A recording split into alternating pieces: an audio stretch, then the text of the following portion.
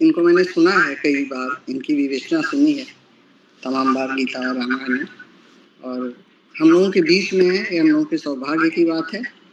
और निश्चित ही इनके संबोधन से, इनके स्पीच से हम लोगों को काफ़ी ज्ञान प्राप्ति होगी और एक आई ओपनर होगा। जैसा कभी डीजे सर बता रहे थे, तो हम सब में भगवान व्याप्त है, एक ही आत्मा है जो विभिन्न रूपों में है, और हम सब उससे लाभान्वित होंगे।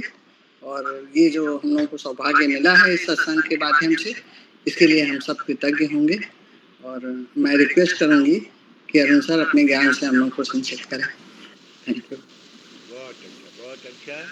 अब आज तो नागेश जी भी नहीं आए हैं, तो आज का भजन चंद्रशेखर खान जी भी जी, अब अरुण जी हैं और आप हैं, शर्मा साहब हैं। बड़ा सुंदर, जैसा कि आपको विदित है कि गुप्त नवरात्रि जो है उससे हम लोग गुजर रहे हैं। और मैं पूजा करके उठा और सीधे इस तरह से सुनियोजित किया था, तो आज जहाँ खुला हुआ है वहाँ बंद कर लिया जाए। शर्मा साहब का भी खुला हुआ है। हाँ, शर्मा साहब जी। जय माँ, जय माँ। शिव उवाच देवी त्वं भक्त सुलभे सर्व कार्य विधायिनी कलो हि कार्य सिद्ध्यर्थं उपाय मुनि यत्नतः। देव्यो वाचो शुण देव प्रवक्ष्यामि कलो सर्वेश साधनम मया त्वेव स्नेहवापी अम्बा श्री प्रकाश्यते। ओम अस्य श्री दुर्गा सप्तश्लोकी मंत्रस्य नारायणं ऋषि अनुष्ठप छंदम श्री महाकाली महालक्ष्मी महासरस्वती देवता श्री दुर्गा देवी प्रीत्यर्थं सप्तश्लोकी दुर्गा पाठे विनियोग। ओम ज्ञानानपि चेतांसिं देवी भगवती हिंसा बलादाय कृष्ण मोहाय महामाया प्रयक्षति।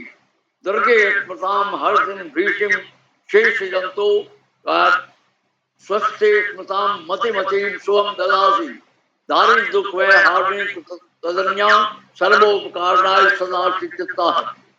सर्व मंगल मांगल्ये शिवे सर्वार्थ साधके शरणत्र्यंबके अम्बे गौरी नारायणी नमस्तुते। शरणागतिनाथ परित्राण परायणी सर्वस्यार्थ हरे देवी नारायणी नमस्तुते। सर्वस्वरूपे सर्वेशे सर्वशक्ति समन्विते भवे त्राहिणा देवी दुर्गे देवी नमस्तुते। रोगान शेषान पंक्ति तुष्टास्ता समानुष्टान तमाश्रितानां न विपन्न पराणां तमाश्रियं प्रियं सत्ति सर्वा बाधा प्रशमनम त्रैलोक्यासखिलेश्वरी एवमेव त्वां काव्यस्मै सिद्धि विनाशकं डं। ओम जयंती मंगलाकारी भद्रकाली कपालिनी दुर्गा क्षमा शिवा धात्री स्वाहा स्वाधा नमस्तुते। जय माँ, जय माँ, जय माँ। ओम कर्पूर गौरं करुणावतारं संसार सारं भुजगेन्द्रहारं सदा रमन्तं हृदयारविंदे भवं भवानी सहितं नमामि। सभी गुरुओं को प्रणाम। और बड़ी प्रसन्नता है कि भव्य सत्संग में हम लोग भाग ले रहे हैं। तो जय हो जयपुर के अपने स्वामी जी का। बहुत बहुत धन्यवाद, आभार, प्रणाम, आगत का स्वागत। कितना अच्छा शुरुआत आपने कर दिया। प्रारंभ किया जाए। बहुत अच्छा शुरुआत आपने किया।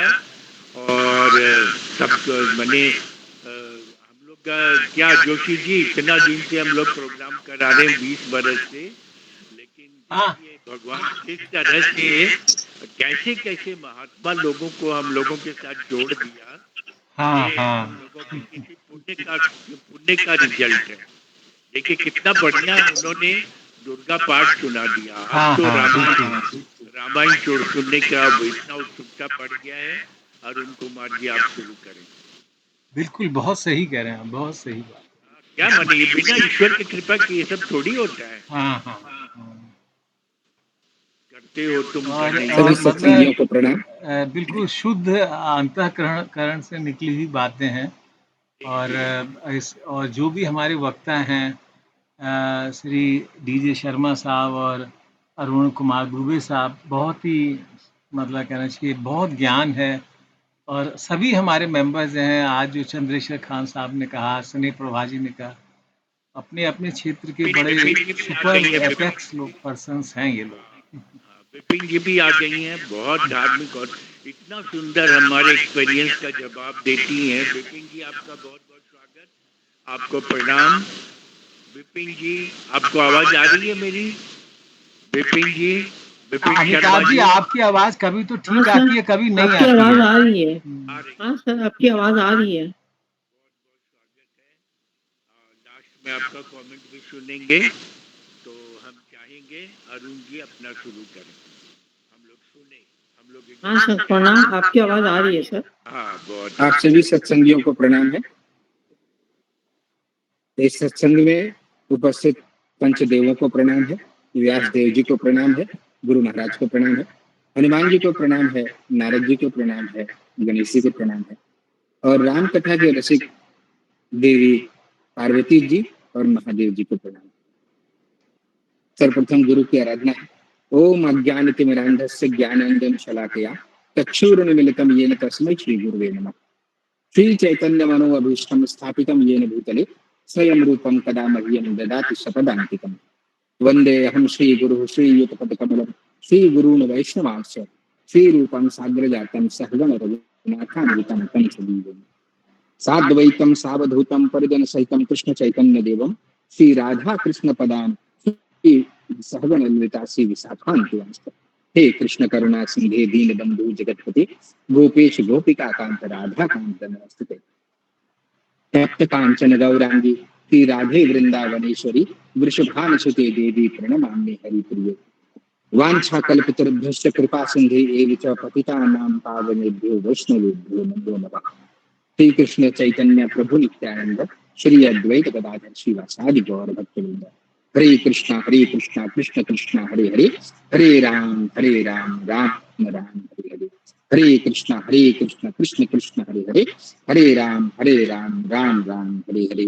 हरे कृष्ण कृष्ण कृष्ण हरे हरे, हरे राम राम राम हरे हरे। सभी सत्संगियों को प्रणाम है। गुरु महाराज श्री भक्ति सिद्धांत सरस्वती महाराज प्रभुपाद जी के दादा गुरु को प्रणाम। चले भक्ति वेदांत स्वामी प्रभुपाद जी को प्रणाम। भक्तों, आज हम लोग दो विषयों पर चर्चा करेंगे। भगवत गीता के अध्याय 16 का हम आत्मावलोकन करेंगे, दैवी और आसुरी स्वभाव, और इसी को हम देखेंगे कि कैसे भगवान श्री राम ने भरत जी के साथ संवाद में इसी दैवी और आसुरी स्वभाव को श्री रामचरितमानस में बड़े सरल लोक भाषा में समझाया। तो 15वें अध्याय में जब चर्चा की थी हमारे आदरणीय आचार्य धर्म जीवन जी ने, तो बड़े विस्तार से भौतिक जगत के अश्वत्थ रूपी वृक्ष की व्याख्या की थी। इससे पहले हम जानते हैं कि 10वें अध्याय में भी जो आसुरी और देवी जो गुण हैं उनके विषय में चर्चा हो चुकी है। इस 16वें अध्याय में हम देवी और आसुरी संपदा के बारे में, स्वभाव के बारे में, उनके गुण के बारे में जानेंगे, उनके कार्य कौन से होते हैं और उनके अंततः गति क्या होती है, इसके विषय में हम जानेंगे। तो इस अध्याय में कुल 24 श्लोक हैं और इन 24 श्लोकों में बड़े महत्वपूर्ण श्लोक हैं जो प्रायः सामान्य दैनिक जीवन में उद्धृत किए जाते हैं। देखिए, जो संत होते हैं, जो दैवी स्वभाव वाले होते हैं, वैसे तो उनमें अनंत गुण होते हैं। भगवान श्री राम स्वयं अपने मुख से कहते हैं कि संतों के असंख्य गुण होते हैं। जिस प्रकार से एक बार पारस के स्पर्श से तो धातु स्वर्ण बन जाती है, तो उसमें स्वर्ण के सारे गुण आ जाते हैं। वो अपने जो धातु वाला जो लक्षण है वो अपना त्याग देती है। उसी प्रकार से जो संत होते हैं, जब भगवान की भक्ति में लगते हैं, भगवान को अपना सर्वस्व समर्पित कर देते हैं, अपने स्वयं आत्म स्वरूप में स्थित हो जाते हैं और ये जान जाते हैं कि भगवान के साथ उनकी क्या सापेक्ष स्थिति है, तो उनमें भगवान के समान असंख्य गुण उत्पन्न हो जाते हैं। परंतु यहाँ पर हम कुल मिलाकर 26 दिव्य गुणों के बारे में जानेंगे, जिनका वर्णन भगवद गीता के अध्याय 16 के पहले, दूसरे और तीसरे श्लोक में आता है। अभयम सत्वम संशुद्धिर ज्ञान योग अवस्थितः दानं दमश्च यज्ञश्च स्वाध्यायस्तप आर्जवम् अहिंसा सत्यम त्याग शांतिरपैशुनम दया भूतेष्वलोलुप्तम मार्दवम ह्रीर चापलम तेज क्षमा धृति शौचम अद्रोहो नातिमानिता इंद्रियवन्ति संपदं देवी अभिजातस्य भारत। भगवान यह कहते हैं कि हे भरतपुत्र, निर्भयता, आत्मशुद्धि, आध्यात्मिक ज्ञान का अनुशीलन, दान, आत्मसंयम, यज्ञपरायणता, वेदाध्ययन, तपस्या, सरलता, अहिंसा, सत्यता, क्रोध विहीनता, त्याग, शांति, छिद्रान्वेषण में अरुचि, समस्त जीवों पर करुणा, लोभ विहीनता, भद्रता, लज्जा, संकल्प, तेज, क्षमा, धैर्य, पवित्रता, ईर्ष्या और सम्मान।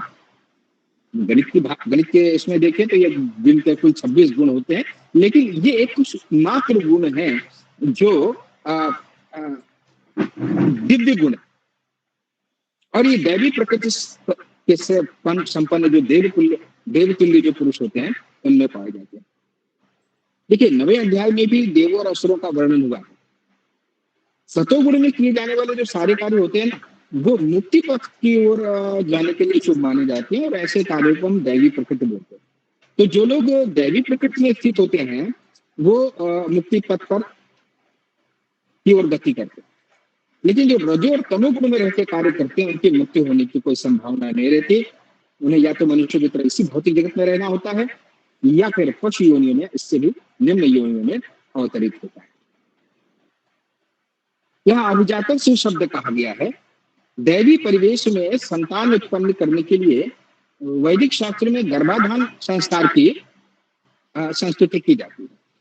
देखिए भगवद गीता में हम पहले पढ़ चुके हैं 7.11 में कि धर्म अविरुद्धो भूतेषु कामो अस्मि भरतर्षभ। जो धर्म के विरुद्ध नहीं है वो मैं काम हूं। सामान्यतः हम मैथुन जीवन को बहुत गर्हित मानते हैं। भगवान कहते हैं मैथुन जीवन गर्हित नहीं। यदि इसका उपयोग कृष्ण भावनामृत में किया जाए, भगवत भक्त संतान पैदा करने के लिए किया जाए, क्योंकि भगवान 7वें अध्याय के 11वें श्लोक में कहते हैं धर्म अविरुद्धो भूतेषु कामो अस्मि भरतर्षभ। वो धर्म के विरुद्ध नहीं है, मैं वो स्वयं काम। तो जो लोग कृष्ण भावनामृत में है, जो लोग भक्ति भाव में है, उन्हें ऐसी संतान उत्पन्न करनी चाहिए जो भगवत भक्त हो सके। कुत्ता बिल्लियों की तरह से संतान उत्पन्न नहीं करनी चाहिए। तो वर्णाश्रम धर्म में जितने भी आश्रम है और वर्ण है, वास्तव में वे सब आध्यात्मिक उन्नति के लिए, और ये देखना हमें होगा कि उन सब का उद्देश्य अपने अस्तित्व को शुद्ध करना। मनुष्य जीवन का एक परम उद्देश्य है। ये जो मनुष्य जीवन मिला है वो आगे के जीवन की तैयारी के लिए मिला है। कई सारे इसमें गुण बताए हैं। सन्यासी के लिए बताए हैं। ब्राह्मण को समाज के 3 वर्णों क्षत्रिय, वैश्य और शूद्र का गुरु माना जाता है, लेकिन सन्यासी को इसमें शीर्ष स्थान पर माना गया। उसे बिना किसी सहायक के एकाकी रहना होता है। भगवान की कृपा ही उसका एकमात्र आश्रय होता है। उसे पूर्ण विश्वास होना चाहिए। कृष्ण या अंतर्यामी सूर्य परमात्मा सदैव अंतर में रहते हैं, सब कुछ देखते हैं और जानते हैं कि कोई क्या करना चाहता है। सन्यासियों के लिए स्त्रियों और धन संग्रह का निषेध किया गया। अगला गुण है ज्ञान योग व्यवस्थित, ज्ञान का अनुशीलन। ये सन्यासी का जीवन गृहस्थों उन सबों के लिए है जो आध्यात्मिक उन्नति में वास्तविक जीवन को भूल चुके हैं। विनयशीलता, आध्यात्मिकता में जो स्थित मनुष्य है उसकी एक योग्यता है। सन्यासी केवल विनयशीलता के वश होकर के द्वार द्वार जाता है। उसे भिक्षा करके अन्न संग्रह करने की आवश्यकता नहीं होती, क्योंकि भक्ति का द्वार उन लोगों के लिए खुला है जो विनय जानते। अमानिना, चैतन्य महाप्रभु कहते अमानिना मान देना कीर्तनिया सदा हरि। जो स्वयं अपने लिए किसी सम्मान की आशा नहीं करता और सबके लिए सम्मान उस प्रदर्शित करता है, वही चौबीसों घंटे कीर्तन कर सकता है। कबीरदास जी भी कहते हैं ना कि मम्मैता मन मारो रे नाम करी करी पीस। अहम, मैं, ये जो बड़प्पन है, अभी हम आत्मिक स्वभाव में पढ़े कि मम्मैता मन मारो रे नाना करी करी पीस, और तब घर वही है सांवरे और ब्रह्म झलक कई शीस। अभिमानी के हृदय में भगवान नहीं है, तो विनयशीलता एक उनका गुण है। अगला गुण दान का, ये गृहस्थों के लिए, क्योंकि जो तीन जो आश्रम है उनमें केवल गृहस्थ आश्रम को ही धनोपार्जन की अनुमति है। तो गृहस्थों को चाहिए कि निष्कपटता से जीवन यापन करना सीखें, और जो उनके न्याय पूर्वक जो अर्जित उसकी संपत्ति होती है उसमें 50% कम से कम विश्व भर में भगवत भक्ति और उनके जो संत लोग हैं, जो लोग इस कार्य में आगे कार्य कर रहे हैं, है उनको उनके प्रचार में इस प्रकार से खर्च करें। दान एक पात्र को ही दिया जाना चाहिए। अभी आगे चलकर ये चर्चा भी हो चुकी है कि किस तरह के दान होते हैं, सतोगुण के दान, रजोगुण के दान और तमोगुण में दान। सतोगुण में दिए गए दान की संस्कृति शास्त्रों में की गई है, लेकिन रजो और तमो में जो दिए गए दान है इसकी संस्कृति नहीं की गई है, धन का अपव्यय मात्र है। तो संसार भर में केवल भगवान के भजन, भगवान के जो भगवत भक्ति के प्रचार कार्य में जो लगे हुए हैं, क्योंकि ये एक सबसे बड़ा समाज कल्याण का कार्य। डूबते हुए व्यक्ति के वस्त्रों को बचाना कोई समझदारी का कार्य नहीं। इसी तरह से हमारा शरीर और उस शरीर से संबंधित जो पोषण है वो वास्तव में केवल वस्त्र का मेंटेनेंस है। यदि उसके अंदर जो आत्मा है उसकी उन्नति का प्रयास नहीं किया गया तो वस्त्रों के बचाने मात्र से हमारा वास्तविक कल्याण नहीं होगा। हमारा वास्तविक कल्याण तो हमारी आत्मा के उद्धार से होगा। इसलिए वे कार्य जो हमारे आत्मा के उद्धार को आगे बढ़ाते हैं, वे कार्य जो हमें सिखाते हैं कि मनुष्य के रूप में हमारा जन्म क्यों हुआ, वे कार्य जो हमारे मनुष्य जीवन का सिलेबस है, हमारा लक्ष्य है, हमारा टारगेट है, उन कार्यों का बोध कराना ही सन्यासी और जो धर्म कार्य में लगे हुए उनका दायित्व है।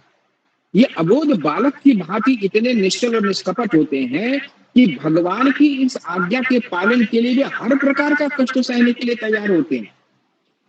सन्यासी का जीवन, भगवत भक्तों का जीवन सब भगवान की आज्ञा पर निर्भर होता है।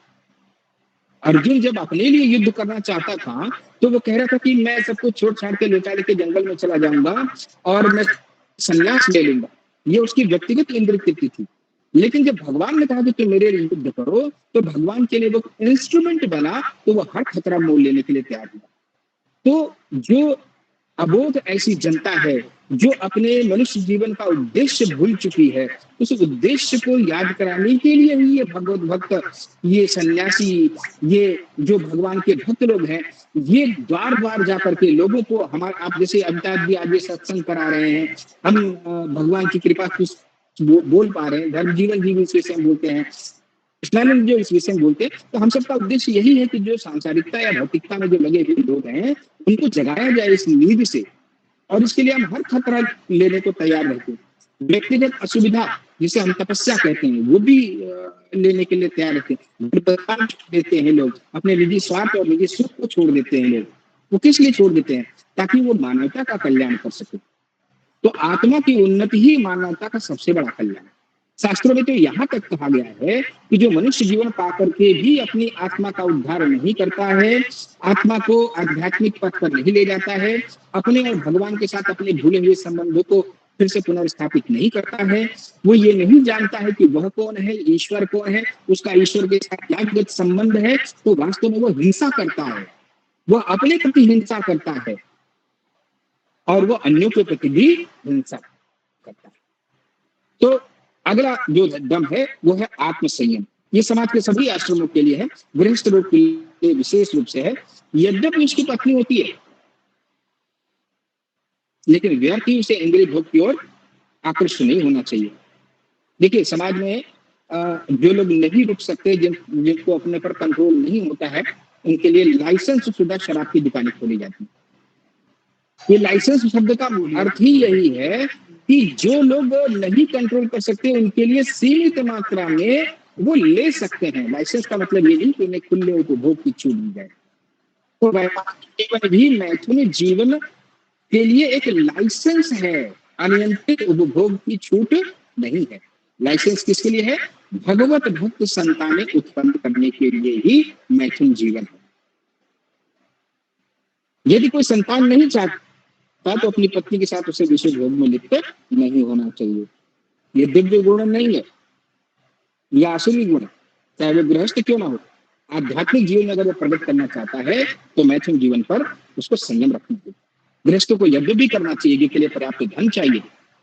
अतः विभिन्न प्रकार के जो यज्ञ हैं वो गृहस्थों के दायित्व हैं और अनेक प्रकार के यज्ञ हैं, लेकिन इस कलयुग में इन यज्ञों को कर पाना संभव नहीं है।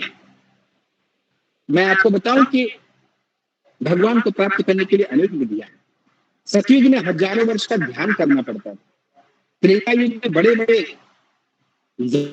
यज्ञ करने पड़ते थे, द्वापर युग में अष्टयाम मंदिरों की सेवा से भगवान प्राप्त होते थे, लेकिन कलयुग में संभव नहीं है। इसलिए कलयुग में सर्वश्रेष्ठ है नाम संकीर्तन यज्ञ। चैतन्य महाप्रभु ने इसी नाम संकीर्तन यज्ञ को कंगन में नादिया प्रांत से लेकर के पूरे भारतवर्ष पूरे विश्व में बांटा। हरे कृष्ण कृष्ण कृष्ण हरे हरे, हरे राम राम राम हरे हरे। मात्र इस एक मंत्र का कीर्तन करके मनुष्य भगवत धाम को जा सकता है।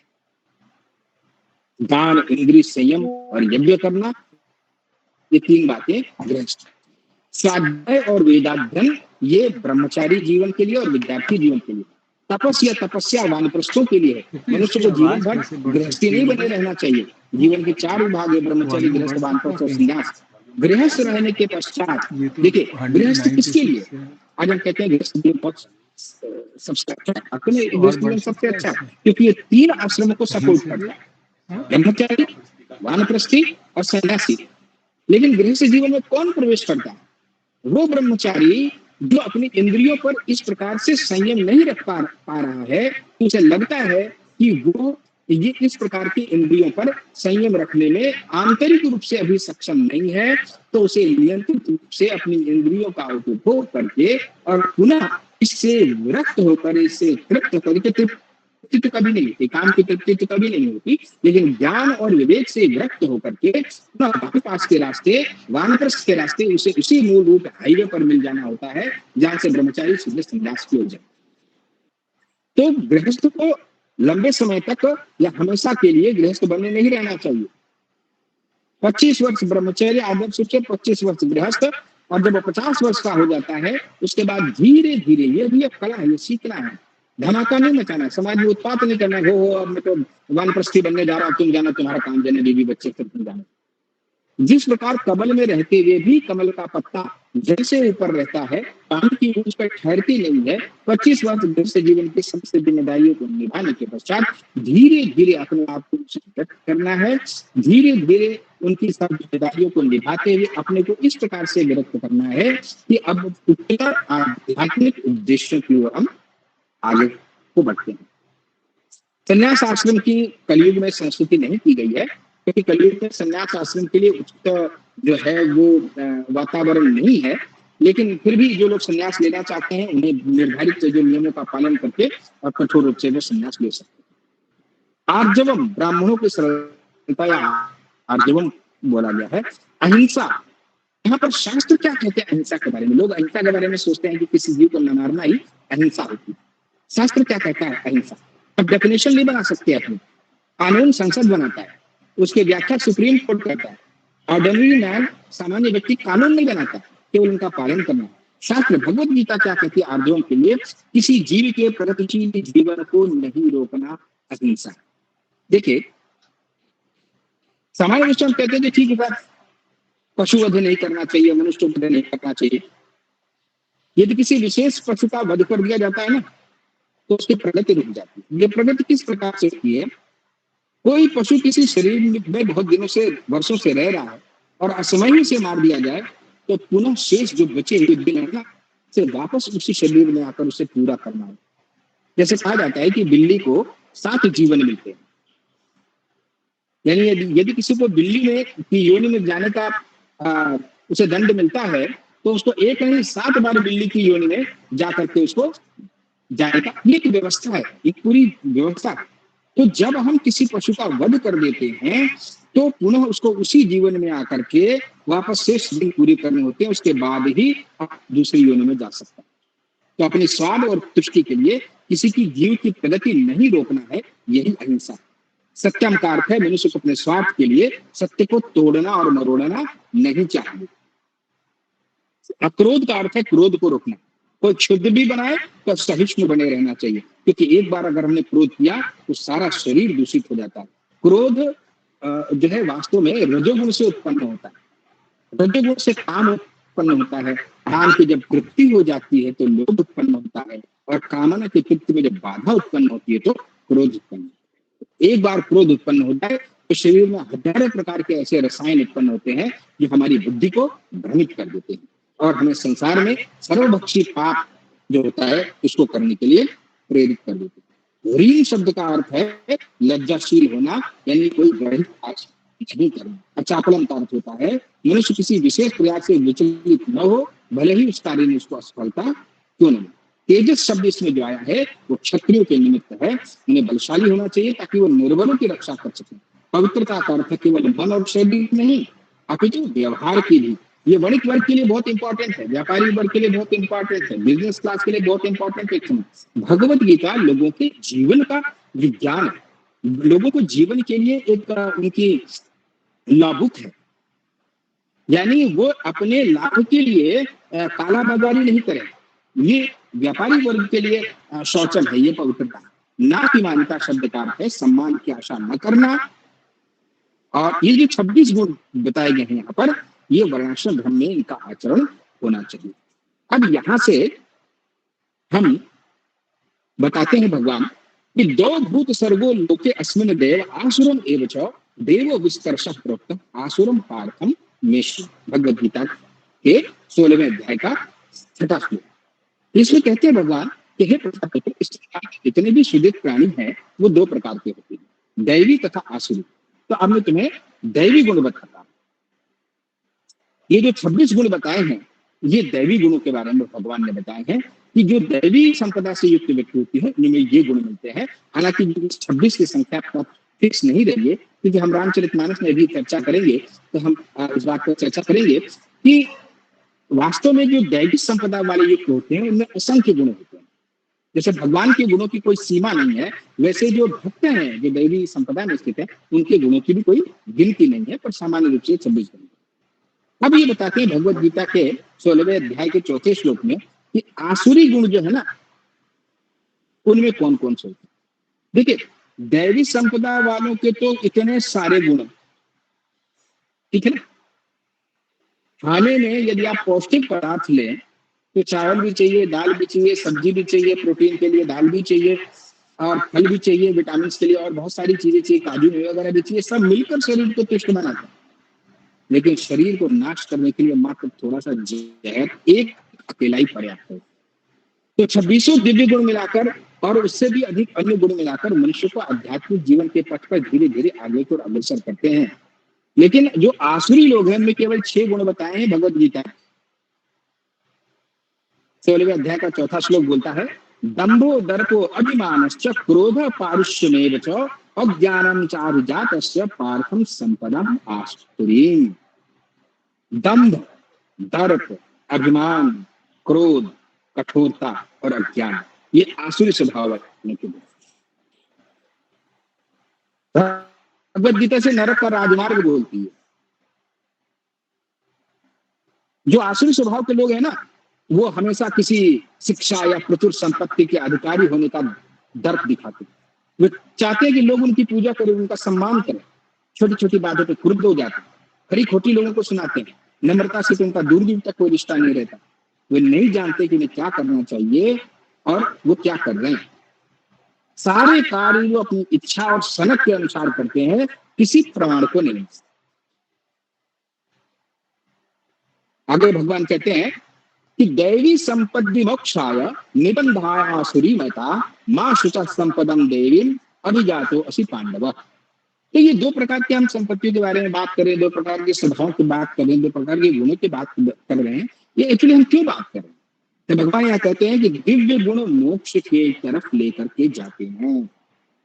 यदि मनुष्य के रूप में आकर आप अपने भावी जीवन की तैयारी करते हैं और यदि आपका उद्देश्य इतना ऊंचा है कि वो स्वर्ग और कुछ और उच्चतर लोकों में जाकर के और कुछ लाख कुछ करोड़ वर्षों तक भोग करने से ऊपर उठ करके और वो भगवत धाम वैकुंठ धाम या गोलोक धाम जाने की इच्छुक है, तो वहां पर ये दिव्य गुण और दैवी गुण आपकी सहायता करेंगे। यानी ये एरोप्लेन है, ये वो रॉकेट है जो आपको ऊपर ले जाने में मदद करेंगे। इसके विपरीत आसुरी को बंधन में डालने वाले हैं। जिसके हाथ ही बंधे हो, जिसके पैर ही बंधे हो, जिसके पैरों में भारी पत्थर जड़े हो, वो कैसे उड़ेगा? तो जो लोग आसुरी गुण से युक्त होते हैं उनके लिए आत्म साक्षात्कार के मार्ग में ऊपर बढ़ने के कोई चांसेस नहीं होते। जो आसुरी लोग हैं ना, प्रवृत्तिम च निवृत्तिम च जना च विदुरासुरा न शौचम नापि च आचारो न सत्यम तेषु विद्यते। जो आसुरी लोग हैं वो नहीं जानते कि क्या करना और क्या नहीं करना चाहिए।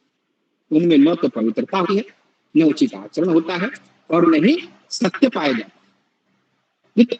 सुर और असुर दोनों ही एक ही प्रजापति ब्रह्मा से उत्पन्न है। सुर किसे कहते हैं, यानी देवता किसे कहते हैं? जो शास्त्रीय आदेश को मानते हैं और उनका पालन करते हैं। शास्त्र क्या है? भगवान ईश्वर क्या कहते हैं वो शास्त्र में वर्णन, और शास्त्र क्या समझाना चाहते हैं वो गुरु और गुरु की वाणी से प्रकट होता है। तो जब ईश्वर शास्त्र और गुरु एक ही डायरेक्शन में बात करते हैं तो मान लीजिए कि वो जो गुरु कह रहे हैं वो सदगुरु है और वो शरण लेने योग्य है।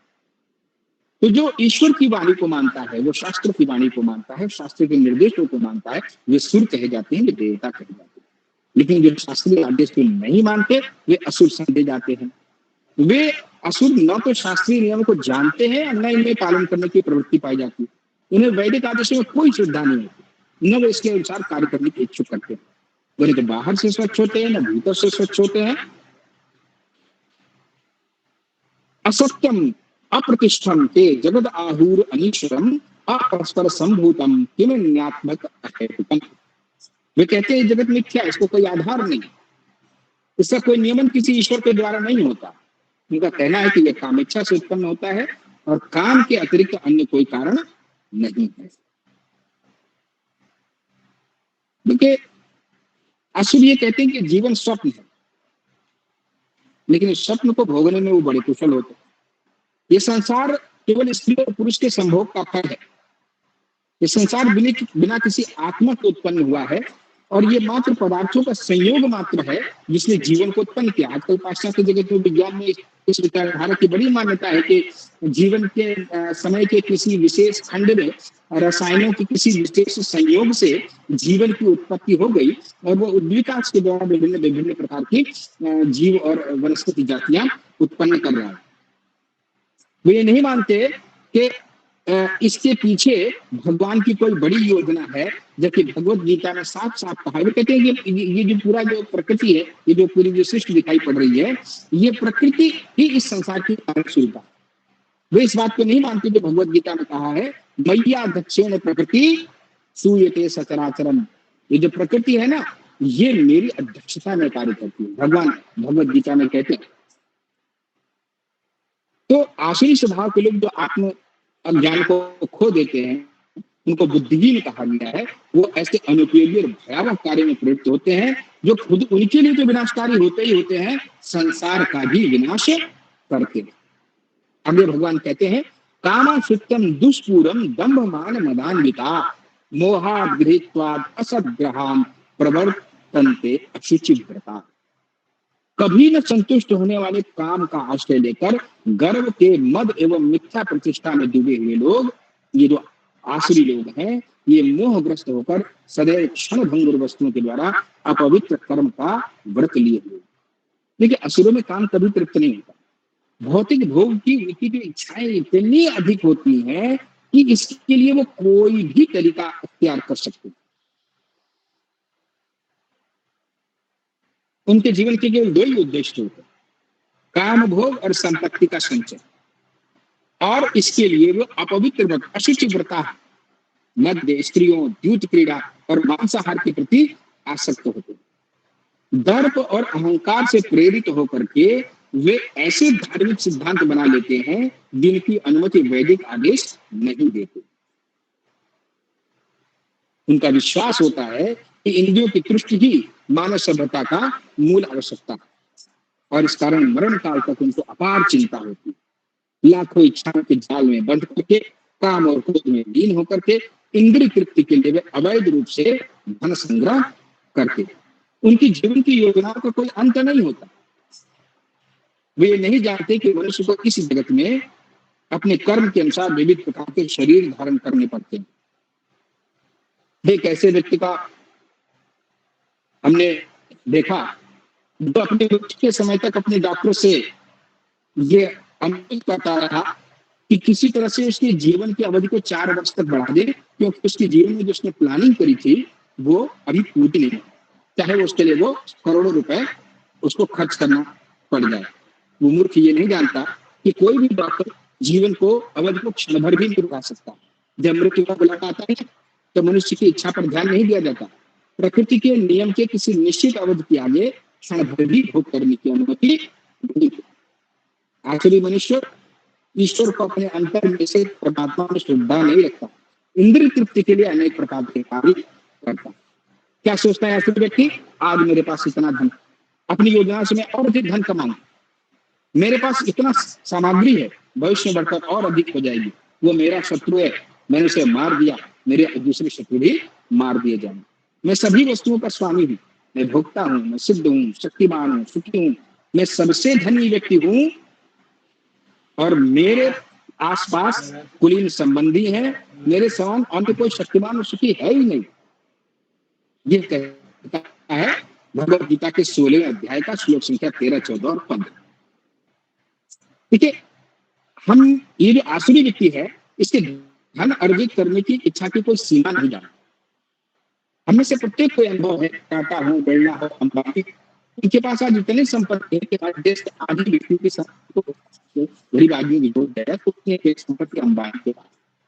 लेकिन क्या उनकी संपत्ति कमाने की इच्छा होती हो गए या इसके ऊपर के बड़े बड़े जो मिलियनियर ट्रिलियनियर जो लोग हैं उनके संपत्ति को छोड़ दिया, क्योंकि उनकी धन अर्जित करने की इच्छा की सीमा है। वो ये सोचते हैं कि जो भी संपत्ति एकत्र कर रहे हैं उनको शक्ति पर भरोसा होता है कि जो लाभ उनको हो रहा है उनकी अपनी निजी परिश्रम से हो रहा है, उनकी अपनी निजी बुद्धि से हो रहा है, उनके बड़े इंटेलिजेंट पूर्ण जो है वो बुद्धिमत्तापूर्ण निवेश से उनको है। उनको ये नहीं पता है कि जो भी उनके पास ये संपत्ति है वह उनके पूर्व जन्मों के पुण्य कर्मों का फल है। उस पूर्व जन्म के कारणों का बोध तो नहीं है, उसके निजी उद्योग से सारी संपत्ति है, अपने बाहुबल को विश्वास करता कर्म नियम के अनुसार, जबकि पूर्व जन्म के उत्तम कर्म से ही मनुष्य उच्च कुल में जन्म लेता है, धनवान बनता है, सुशिक्षित बनता है, सुंदर बनता है। ये संसार में इतने तरह के लोग हैं, अमीर हैं, गरीब हैं, सुंदर हैं, स्वस्थ हैं, अधिकार वाले लोग हैं, जिनके पास सम्मान है, मान है, पद है, प्रतिष्ठा है, राज्य है। उसे नहीं लगता कि ये सारी जो चीजें हैं इनके पीछे कोई बहुत बड़ी योजना काम कर रही है। वो सोचता है कि सारी चीजें आकस्मिक है और बाहुबल और सामर्थ्य से ये अर्जित की जाती है और की प्रतियोगिता में जो भी उसके साथ सामने आता है वो उसका शक्ति बन जाता है। तो ये जो आसुरी व्यक्ति है ना, मैं एक एनालॉजी देना चाहूंगा, किसी को इस एनालॉजी से आपत्ति नहीं होनी चाहिए मेरे शब्दों से। गाय जब साथ में बैठती है, गायों का हर्ड या झुंड जब साथ में बैठता है तो एक दूसरे को चाटकर एक दूसरे के साथ सुनकर संतुष्ट होकर आपस में बैठते हैं। कुत्तों का झुंड आपस में साथ में नहीं बैठ सकता, वो बैठेंगे कि एक दूसरे को काटेंगे, गुर्रेंगे और उनको घायल कर देंगे। तो जो आसुरी व्यक्ति की पहली पहचान ये होती है कि वो प्रत्येक व्यक्ति को अपना प्रतियोगी या शत्रु समझता है। ये जो शत्रुता है ना, पहले मनुष्यों के बीच में होती है, फिर परिवारों के बीच में होती है, तब समाज में होती है और अंततः राष्ट्रों के बीच में होती है। आज जो हमारे विश्व का जो पूरा का पूरा परिदृश्य बना हुआ है, प्रचुर मात्रा में संपत्ति होने के बाद भी अमेरिका एक दूसरे के राष्ट्रों के बीच में उंगली आता है और विश्व भर में संहार करने का प्रयास करता है। मानवता के जो है बहुत बड़े एक पैरोकार बनने का दावा करने के बाद वो विश्व भर में जगह जगह करा है, या 2 देश जिनके पास पर्याप्त मात्रा में पेट्रोलियम और खनिज पदार्थों का भंडार पड़ा हुआ है, वो चाहे तो उनका इस्तेमाल करके शांतिपूर्वक रह सकते हैं, क्यों एक दूसरे से भिड़ते हैं और क्यों एक दूसरे की सीमाओं को आगे और पीछे करने का प्रयास करते हैं? क्योंकि यहाँ पर आसुरी स्वभाव, क्या हम सोचते हैं कि ऐसे आसुरी स्वभाव को लेकर के व्यक्ति व्यक्ति, परिवार परिवार, समाज समाज और देश आपस में शांतिपूर्वक रह सकते हैं, पूरे विश्व में रह सकती है इस तरह की चीजों से? देखिए, जो आसुरी व्यक्ति होता है ना, वो सोचता है कि उससे बढ़कर कोई धनी नहीं, ना प्रभावशाली। उच्चतम लोगों को छाने के लिए, मतलब भोग करने की जिसकी सीमा है ना, वो इस धरती में समाप्त नहीं है। वो सोचता है कि और अधिक भोग करने के लिए जब तक जीता हूं तब तक तो मैं सर्वश्रेष्ठ हूं, मैं सारी संपत्तियों का भोग करूंगा ही करूंगा, मरने के बाद भी मेरे भोग का इंतजाम होना चाहिए। तो वो स्वर्गलोक को जाना चाहता है और उसके लिए वो शास्त्र जो विधि यज्ञ है, जो उसकी प्रक्रिया, उसका पालन नहीं करना चाहता। वो अपनी निजी योजनाएं बनाता है। वो सोचता है कि कोई मशीन बना लेने से, कोई यंत्र बना लेने से वो सीधे वैदिक आदेशों का बाईपास करके सीधे स्वर्गलोक हो जा सकता है और वहां करोड़ों गुना जो है वो भोग कर सकता है। ऐसे आखिरी व्यक्तियों का सर्वश्रेष्ठ उदाहरण रावण, जो कहता था कि मैं स्वर्गलोक तक जाने के लिए एक सीढ़ी बना दूंगा, जिससे मैं ही नहीं, सारी की सारी लंकावासी निकल जाता। आधुनिक हमारे वैज्ञानिक यही करने का प्रयास कर रहे। वो अनेक प्रकार के रॉकेट बनाकर चंद्रमा या मंगल या बृहस्पति या अन्य लोगों तक जाने का प्रयास कर रहे हैं, जबकि वेदों में, शास्त्रों में आप किसी भी लोक में बहुत आसानी से जा सकते हो। उसके लिए वर्णन है किस प्रकार का यज्ञ करने से, किस प्रकार का कार्य करने से आपकी किस लोक को आप जाना चाहते हो, वहां पर आप आसानी से जा सकते हैं। एक बात ध्यान रखिए कि शरीर के साथ जो भौतिक वस्तुएं हैं, ऐसी वस्तुएं जो विनाशशील हैं, वो केवल इस पृथ्वी लोक तक ही रह सकती है। इस पृथ्वी लोक की सीमा के बाहर कोई भी भौतिक वस्तु नहीं रह सकती। इसके ऊपर तो केवल आत्मा ही जा सकती है, वो इन भौतिक आवरण को भेद करके। इसलिए इस प्रकार का प्रयास करना कि किसी भौतिक वस्तु के द्वारा हम अन्य लोगों को जा सके, इस प्रकार का प्रयास जो है वो व्यर्थ है और ये मोह का उदाहरण है। इसी को इन्होंने मोह कहा। अपने को श्रेष्ठ मानने वाले, सदैव घमंड करने वाले, संपत्ति तथा मिथ्या प्रतिष्ठा से मोहग्रस्त लोग किसी विधि विधान का पालन न करते हुए भी कभी कभी नाम मात्र के लिए, गर्व के लिए यज्ञ करते हैं।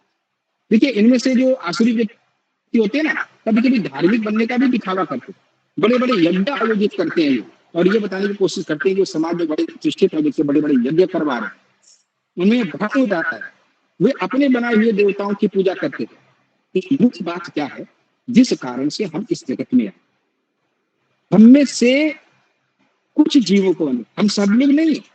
आज जितनी भौतिक प्रकृति आपको दिखाई पड़ रही है, ये समस्त जो ब्रह्मांड है, ऐसे तो अनेक कोटि ब्रह्मांड है, समस्त जो उपलब्ध स्थान है उसका केवल 25%, 75% जीव तो आज भी भगवान की आज्ञा का पालन कर रहे हैं और आध्यात्मिक रूपों में रह करके जो भगवान अपने नित्य संबंध को नित्य कृष्णदास, भगवान की दासता करके, भगवान से नित्य भाव में रहकर, भगवान के पिता बन करके, भगवान के प्रेमी बन करके, भगवान के सखा बन करके वे इन 9 भक्ति भाव में रहकर भगवान साथ आनंद करें। 75% जो स्पेस है, हम जो 25% लोग हैं वो भगवान से द्रोह करके, भगवान से ईर्ष्या करने के कारण उनका जहां छोड़कर अपने ही कारणों से जगत में मारे मारे ठोकर खाते चले। भगवान से जो ईर्ष्या करना है ना, ये हमारा वो मूल दुर्गुण था, वो बड़ा अपराध था जिसके कारण ही भौतिक जगत में आए।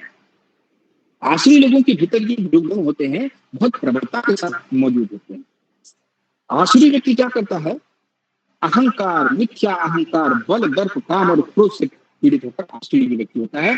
अपने शरीर में और अन्यों के शरीर में स्थित भगवान से ईर्ष्या करता है और वास्तविक निंदा करने लगता है। क्लास में कोई बदमाश बच्चा होता है, क्लास में ज्यादातर जो बच्चे होते हैं वो टीचर के आदेश का पालन करते हैं, तो बढ़िया तरह से पढ़ाई लिखाई करके वो first division, second division, third division pass होकर के दूसरी कक्षा में चले जाते हैं।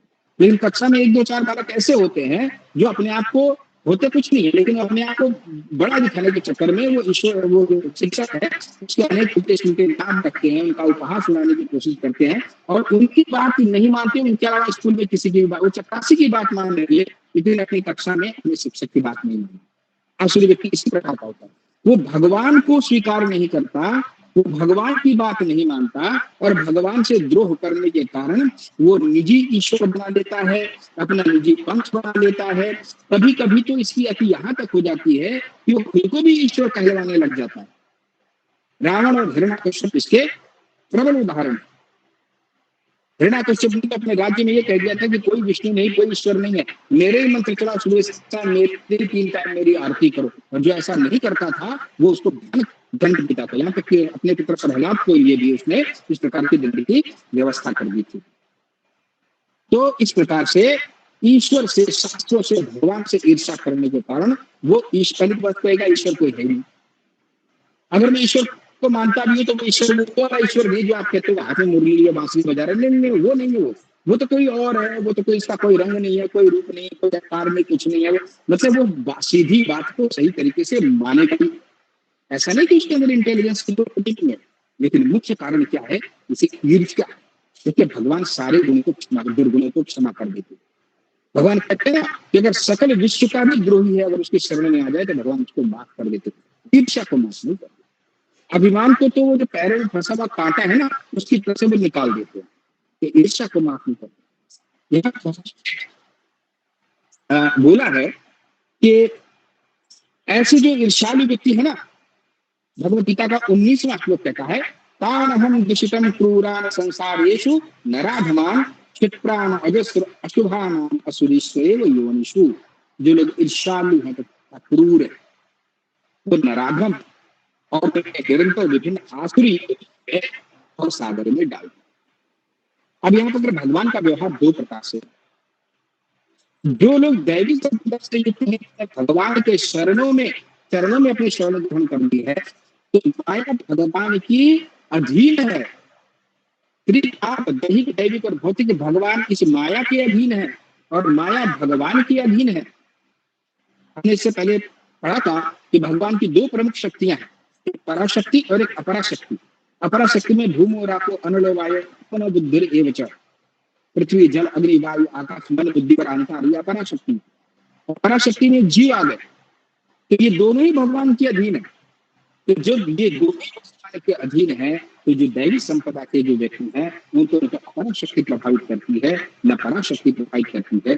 लेकिन जो भगवान के शरणागत नहीं होते उन्हें पराशक्ति भी प्रभावित करती है, अपराशक्ति भी प्रभावित करती है, और वो आध्यात्मिक जीवन में आगे बढ़ने के लिए अपने आप को सक्षम नहीं पाते और उन पर भगवान की इस प्रकार की कोई कृपा नहीं होती।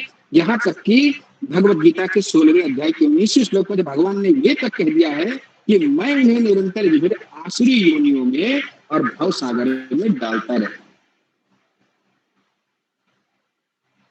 भगवान भगवद गीता के 9वें अध्याय के पहले श्लोक में अर्जुन से कहते हैं कि मैं ये ज्ञान तुमको क्यों दे रहा हूं अर्जुन, पता है? अर्जुन कहते हैं क्यों? इदं तू ते गुह्यतम प्रवक्ष्यामि अनुसूयवे, क्योंकि तुम मुझसे ईर्ष्या नहीं करते। और श्लोक में कहते हैं कि जो ईर्ष्या क्रूर है, तुम मुझसे ईर्ष्या नहीं करते, इसलिए मैं गुह्यतम ज्ञान दे रहा हूं। भगवद गीता का समस्त ज्ञान अर्जुन को भगवान ने दे दिया, क्योंकि भगवान से ईर्ष्या नहीं करता। ईर्ष्या, भगवान से ईर्ष्या हमारे सारे दुखों का मूल है, और यही वो कारण है जिसके कारण वो सुख पूर्वक हम कृष्ण गोलोक वृंदावन और वैकुंठ लोक छोड़कर अपनी इच्छा से भगवान का धाम छोड़कर आए थे, क्योंकि भगवान की सत्ता के प्रति हमें ईर्ष्या हो रही थी। हम चाहते थे कि हम भी भगवान जैसे रहे। हमें बहुत समझाया गया, बहुत मनाया गया, लेकिन हम माने नहीं और हम चले आए। तो भगवान क्या कहते हैं कि निरंतर भव सागर में डालता हूं। इसके बाद भगवान कहते हैं ऐसे व्यक्ति आसुरी योनि में बारंबार जन्म ग्रहण करते हैं और कभी ऊंच तक नहीं पहुंच पाते और धीरे धीरे अधम गति को प्राप्त हो जाते। भगवान असुरों पर कभी दया नहीं करते। आसुरी लोगों को जन्म जन्मांतर तक उनके समान असुरों के गर्भ में ही पैदा किया जाता है। ईश्वर की कृपा प्राप्त न होने के कारण धीरे धीरे उनका डाउनफॉल होता रहता है, और अंत इतना डाउनफॉल हो जाता है कि कुत्ते, बिल्लियों और शुकरों जैसा शरीर मिल जाता है। वेदों में कहा गया है कि अधःपतन होने के कारण, मनुष्य जीवन एक बार प्राप्त होने के कारण केवल ईश्वर पर विश्वास न करना, ईश्वर से ईर्ष्या करना, वैदिक शास्त्रीय आदेशों का पालन न करके भगवान के से आचरण करना, और इस प्रकार के इलीगल काम करने की वजह से अधः होते होते तक वो कुकर और शुकर का शरीर प्राप्त कर लेते। रावण है, हिरण्यकश्यप है, कंस है, ये इसी प्रकार के लोगों को उदाहरण। 21वें श्लोक में भगवान कहते हैं, 26 श्लोक मात्र है इसमें, हम 21वें तक पहुंच गए हैं। त्रिविधम नरकस्येदं द्वारम नाशानमात्मनम काम क्रोधस तथा लोभस त्यजेत। इस नरक के 3 द्वार इस श्लोक में बताया गया कि नरक के 3 द्वार कौन से? काम, क्रोध और लोभ। देखिए बोलना बहुत आसान है, अरे नरक के 3 द्वार काम, क्रोध और लोभ, इनसे बचकर वो काम हो जाएगा। पर देखो कि इनसे बच के रहने के लिए जीवन में हमें कितना आचरण करना पड़ता है। यदि इन 3 चीजों से हम बच गए तो आध्यात्मिक जीवन में हमारी प्रगति को कोई नहीं रोक सकता। इस श्लोक में भगवान ये कहते हैं कि आसुरी जीवन के प्रारंभ होने का वर्णन है ये श्लोक। मनुष्य अपने काम को तुष्ट करना चाहता है, जब काम तुष्ट नहीं होता तो क्रोध आता है, जब तुष्ट हो जाता है तो लोभ हो जाता है। जो मनुष्य आसुरी योनि में नहीं गिरना चाहता ना, उन्हें 3 शत्रुओं का परित्याग करना होगा, क्योंकि ये आपकी आत्मा का इस स्तर तक हनन कर देते हैं कि भव बंधन से मुक्ति की कोई संभावना नहीं रहती। 22वें श्लोक में भगवान कहते हैं, एतेर विमुक्तः कौन्तेयः तमो द्वारैस्त्रिभिर्हरः आचार्यमानः श्रेयस्ततो याति परां गतिः। जो व्यक्ति इन 3 नरक द्वारों से बच पाता है तो आत्म साक्षात्कार के लिए कल्याणकारी करता है और इस प्रकार परम गति को प्राप्त। देखिए मनुष्य का जो जीवन है विधि विधान का पालन करके अपने आप को शुद्ध करने के लिए मिला। शुद्ध हो जाने के बाद वो आत्म साक्षात्कार के पद पर धीरे धीरे आगे बढ़ गया। सारे जो वैदिक आदेश है ना, जो सारे वैदिक जो हमारे नियम बने हैं ना, कर्म फल है ना, वो मनुष्य को शुद्धि की अवस्था संस्कार तक पहुंचाने के लिए बने। और सारे के सारे जो उन्होंने यज्ञ विद्या सारी बनाई है वो काम, क्रोध और लोभ के परित्याग पर आधारित है। इससे हम आत्म साक्षात्कार के उद्देश्य तक पहुंच सकते हैं। और आत्म साक्षात्कार से भी ऊपर की जो उच्चतर अवस्था है वो है भक्ति, क्योंकि भक्ति से बद्ध जीवन की मुक्ति संभव। तो पहले तो सामान्य जीवन से हम शुद्ध अवस्था में पहुंचे, शुद्ध अवस्था से इन 3 चीजों से बचते हुए हम आत्म साक्षात्कार की अवस्था में पहुंचे, आत्म साक्षात्कार को और उन्नत बनाते हुए भगवान की भक्ति की अवस्था में पहुंचे। फिर हम उस रॉकेट पे सवार हैं जो ब्रह्मांड को भेजते हुए हमें लेकर के जाए। तो भगवान आगे 23वें श्लोक में कहते हैं, जो शास्त्र के आदेशों की अवहेलना करता है, मनमाने ढंग से कार्य करता है, उसे न तो सिद्धि मिलती है, न सुख मिलता है, न परम गति की प्राप्ति होती है। अब 3 बातें बोली, सिद्धि, सुख और परम गति। सिद्धि क्या होता है? सिद्धि टारगेट। जब हम कोई या कोई भी हम अध्यात्म करते हैं तो उसका एक लक्ष्य होता है, जो लक्ष्य प्राप्त करता है तो कहते हैं हमको सिद्धि मिल गई। इसी तरह से मनुष्य जीवन की जो सिद्धि है वो ये है कि अगले जीवन की तैयारी की जाए। देखिए मनुष्य के अलावा जो अन्य योनियां हैं वो केवल भोग योनियां, पूर्व जन्मों के कर्मों के अनुसार जो हमको भोग दंड हमें मिला है, जो नरकों से अभी पूरा कंप्लीट नहीं हो जाता, कुछ सजा हमारी बची रह जाती है, वो अन्य योनियों में पशु शरीरों में जाकर उनका भोग वहां आप कोई भी नया कर्म सृजित नहीं कर सकते। मनुष्य योनि में आ जाने के पश्चात हमें एक और स्वतंत्रता होती है कि पूर्व जन्म के किए गए सुख और दुख, यानी पाप और पुण्य का जो भोग है वो हम सुख और दुख के रूप में कर ही सकते हैं, साथ में हम नए कर्म भी शुरू कर सकते हैं। और हमारे हाथ में तो इतनी स्वतंत्रता होती है कि चाहे तो हम स्वर्ग लोग चले जाएं, जन्म लोग चले जाएं, भुआ लोग चले जाएं, महर लोग चले जाएं, ब्रह्म लोग, और चाहे तो सावरों को भेद करके हम शिव लोग, अयोध्या धाम, वैकुंठ धाम और कृष्ण वृंदावन धाम को भी हम करते। मोक्ष तो बहुत छोटी चीज है। मोक्ष में तो हम भगवान में लीन होने का भक्तों से इससे ऊपर मोक्ष के नए दरवाजे खड़ा कर देता है। मोक्ष आके बोलता है कि मुक्ति आके कहती है कि भाई हम आ गए आपका, तो भक्त कहता नहीं किनारे तो मुझे तुम्हारी जरूरत नहीं है, मुझे भगवान के पास जाना है, भगवत धाम में जाकर सेवा करनी है। तो मनुष्य की इतनी सामर्थ्य। अब सोचिए कि अध्याय क्या कहता है कि आपके पास इतना पोटेंशियल है, आप आसुरी गुण को विकसित करके अपने को आसुरी योनियों में डाल रहे हैं। और एक बार नहीं, भगवान कहते हैं ऐसे लोगों को मैं निरंतर आसुरी योनियों में डालता हूँ, और आसुरी योनियों में ही नहीं डालता, धीरे धीरे उनका इतना अधःपतन हो जाता है कि पुनः वो वापस वो सांप सीढ़ी वाले खेल में 99 पे पहुंच के सांप काट लेता है, वापस पूरा कुत्ता भी योनि में वापस चले जाते हैं। सिद्धि है क्या? आप बड़े नेता बन गए, आप बड़े व्यापारी, बन गए, आप बड़े ब्यूरोक्रेट बन गए, आप किसी देश के प्रेसिडेंट बन गए, और वहां पर आप ऐसे काम कर रहे हैं कि आप स्वर्गलोक को जा सकते हैं, और आप कुत्ता बन रहे हैं, बिल्ली बन रहे हैं, कुआ बन रहे हैं, मांस होकर के आप लोमड़ी और सियार और इस प्रकार के जीव बन रहे हैं। तो बोला इन्होंने कि जो शास्त्रीय आदेशों के उल्लंघन करता है, मनमाने ढंग से कार्य कर सकता है, उसे मत और सिद्धि मिलती है। तो मनुष्य जीवन की सिद्धि क्या है? शुद्ध होना, आत्म साक्षात्कार करना, भगवान के चरणों में समर्पण करना, भक्त बनना, और जन्म मरण के चक्र से सदैव के लिए मुक्त होकर के भगवत बंधन। ये है मनुष्य जीवन की सिद्धि। इतना पैसा कमा लिया, इतना रुपया कमा लिया, ये पद प्रतिष्ठा हासिल की, इतने बैंक बैलेंस बना लिया, इतने बंगले बना लिए, इतनी बातें, ये मनुष्य जीवन की सिद्धि नहीं है। तो जो लोग शास्त्रीय आदेशों की अवहेलना करते, भगवान कहते उन्हें सिद्धि नहीं मिलेगी। और जब मनुष्य जीवन, ये तो सिद्धि हुई तो मनुष्य जीवन के समाप्त करने के बाद जाने का हमारा टारगेट है। मनुष्य जीवन में रहते हुए भी चूंकि मनमाना आचरण करते हैं, इसलिए सुख उनसे कोसों दूर है, और परम गति की तो बात ही खत्म हो गई, तो कुत्ता गति उनके लिए निर्धारित हो रखी है। अब भगवान 24वें श्लोक में, अंतिम श्लोक में कहते हैं, तस्मा शास्त्रम प्रमाणन्ते कार्य कार्य अवस्थितो ज्ञात्वा शास्त्रम विधोनक्तम कर्म कर्तुम अर्हसि। अतः मनुष्य को जानना चाहिए कि शास्त्र के विधानों के अनुसार क्या कर्तव्य है और क्या अकर्तव्य है। ऐसे विधि विधानों को जानकर कर्म करना चाहिए जिससे वो क्रमशः ऊपर की ओर उठ सके। तो देखिए, वेदों के सारे विधि विधान है ना, वो कृष्ण के जानने के लिए। वेद का उद्देश्य भगवान को जानना है। यदि कोई वेद के अलंकारिक भाषा में प्रयुक्त कर यज्ञों और से स्वर्गलोक जाने के लिए उसको इस्तेमाल करता है ना, तो एक्चुअली वो अल्प बुद्धि वाला व्यक्ति।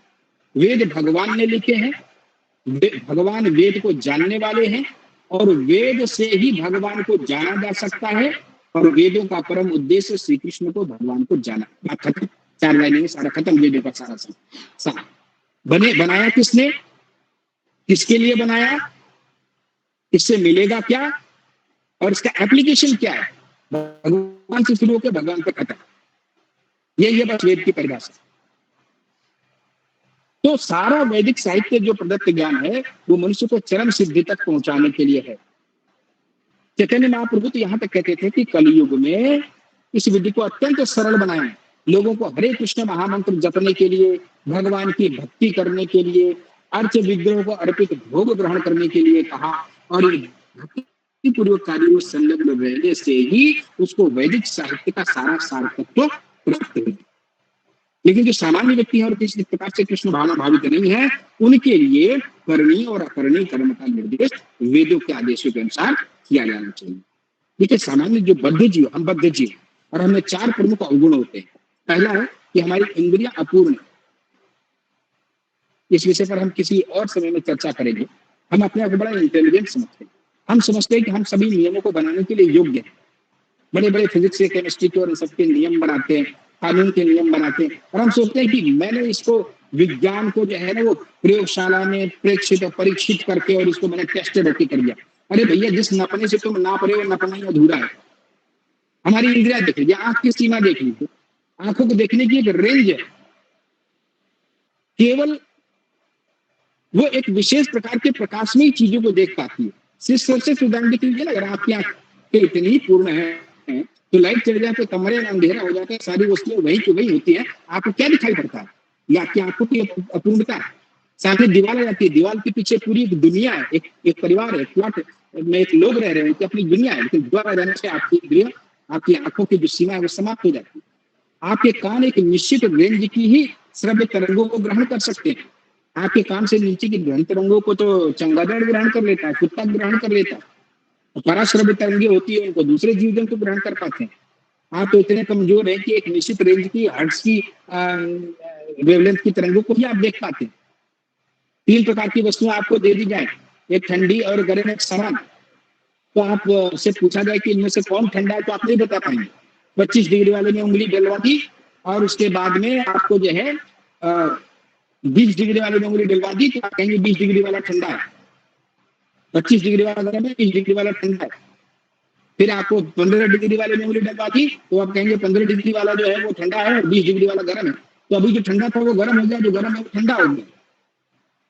ये हमारी इंद्रियों की अपूर्णता है। तो बद्ध जीव में भी ये है कि उसकी इंद्रियां अपूर्ण होती है, दूसरा है कि उसमें धोखा देने की प्रवृत्ति होती है, कपटता होती है उसमें, तीसरा है कि वो त्रुटि करता है, वो गलतियां करता है, और चौथा है कि वो इन भौतिक जो दुनिया है, भौतिकता है, उससे वो मोहग्रस्त हो जाता है। इन 4 कारणों से जो बद्ध जीव होता है वो विधि विधान बनाने के लिए अयोग्य होता है। तो हमें क्या करना है कि यदि मान लीजिए ये शास्त्र में कह दिया कि आप विधि विधान बनाने के लिए अयोग्य हो, फिर भी नहीं मानो तो रावण और हिरण्यकश्यप बन जाओ, अपने अपने नियम बनाओ और मिलना तो है नहीं आखिर में आके चल करके। तो समझदार व्यक्ति अपने जीवन को खराब नहीं करता, छोटे से बुलबुले के साथ में जीवन वैदिक शास्त्रों में दिए गए हमारे सिद्धांतों का पालन करता है, आत्मा साक्षात्कार करता है, बड़े बड़े महात्मा आचार्य महापुरुषों द्वारा जो दिए गए पथ है उनको स्वीकार करता है और अपना उद्धार करता है। हमारे यहाँ पर भी जो अध्यात्मवादियों के दल है, निराकारवाद, साकारवादी, ये दोनों वैदिक नियमों का पालन करते हैं। आप इनमें से जो भी चाहें पालन करके और अपनी सिद्धि की ओर जा सकते हैं। वास्तव में भगवत विद्या के नियमों के प्रति जो द्वेष है ना, ये मानव जीवन के समस्त पतन का मुख्य कारण है और ये अपराध है। मानव जीवन में अपराध है ये। आप किसी देश में रहते हैं, वहां के लिए कुछ कानून बने हुए हैं, संविधान में कुछ कानून बनाए हैं, कुछ सीआरपीसी आईपीसी ने बनाए हैं। यदि आप उनका पालन नहीं करते तो अपराध होगा ना। चाहे कितने बड़े पंडित हो, कितने बड़े सदाचारी हो, आपको बता दिया कि लाल लाइट पे रुकना है, आप नहीं रुक रहे हैं, चाहे आप कितना बड़े त्रिपुंड लगाए, आप चालान हो जाएगा नहीं हो जाएगा। कि जब देश के लिए नियमों को पालन न करना अपराध माना जाएगा, तो जिस चीज के लिए आपको शरीर मिला है, इस ब्रह्मांड में जिस चीज के लिए आपने चिरौरी करके रिरिया करके आपने मनुष्य शरीर प्राप्त किया है, और आप किस प्रकार से उस शरीर का उपयोग करेंगे और मानव की परम सिद्धि प्राप्त करेंगे, उसके लिए कुछ लॉबुक्स बनाई गई है। भगवद गीता है, भागवतम है, मनुस्मृति है और अन्य इस प्रकार के जो शास्त्र हैं, यदि आप उनका पालन नहीं कर रहे तो आप अपराधी नहीं करेंगे, और अपराध करेंगे तो दंड नहीं मिलेगा।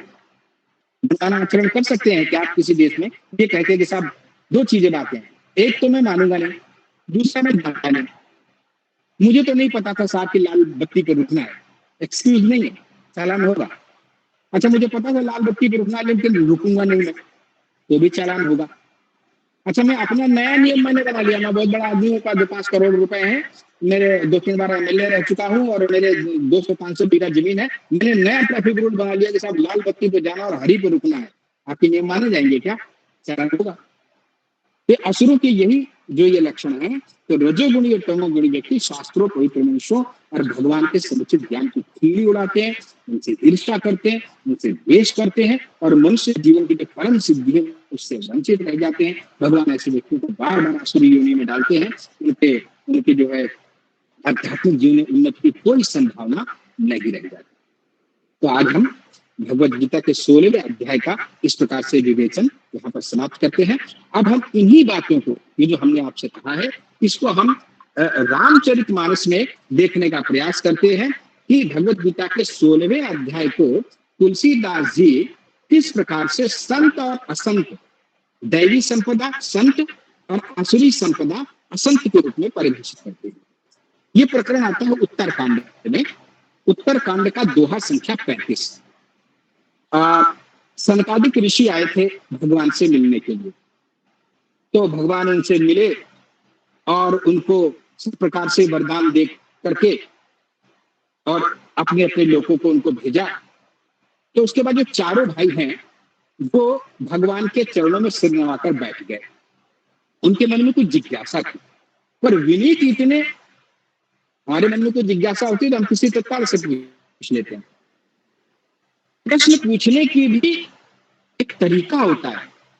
गुरु से भी प्रश्न पूछना है, बड़े आदमी से प्रश्न पूछना है तो तपाक से नहीं पूछना है। तद विधि प्रणिपातेन परिप्रश्नेन पृच्छया। पहले सरेंडर कीजिए, सरेंडर भाव हो, समर्पण भाव हो। मैं तुच्छ हूं, मुझे कुछ नहीं पता, आप परम ज्ञानी हैं, कृपया मेरी जिज्ञासा को। तो चारों भाई पूछने में सकुचाते हैं। भरत जी भी बैठे हैं, लक्ष्मण जी भी। भगवान के निकट कौन है? भगवान के सबसे प्रिय कौन है? हनुमान जी। तो हनुमान जी की ओर हल्का सा इशारा करते हैं, हनुमान जी आप पूछे ना भगवान से। ये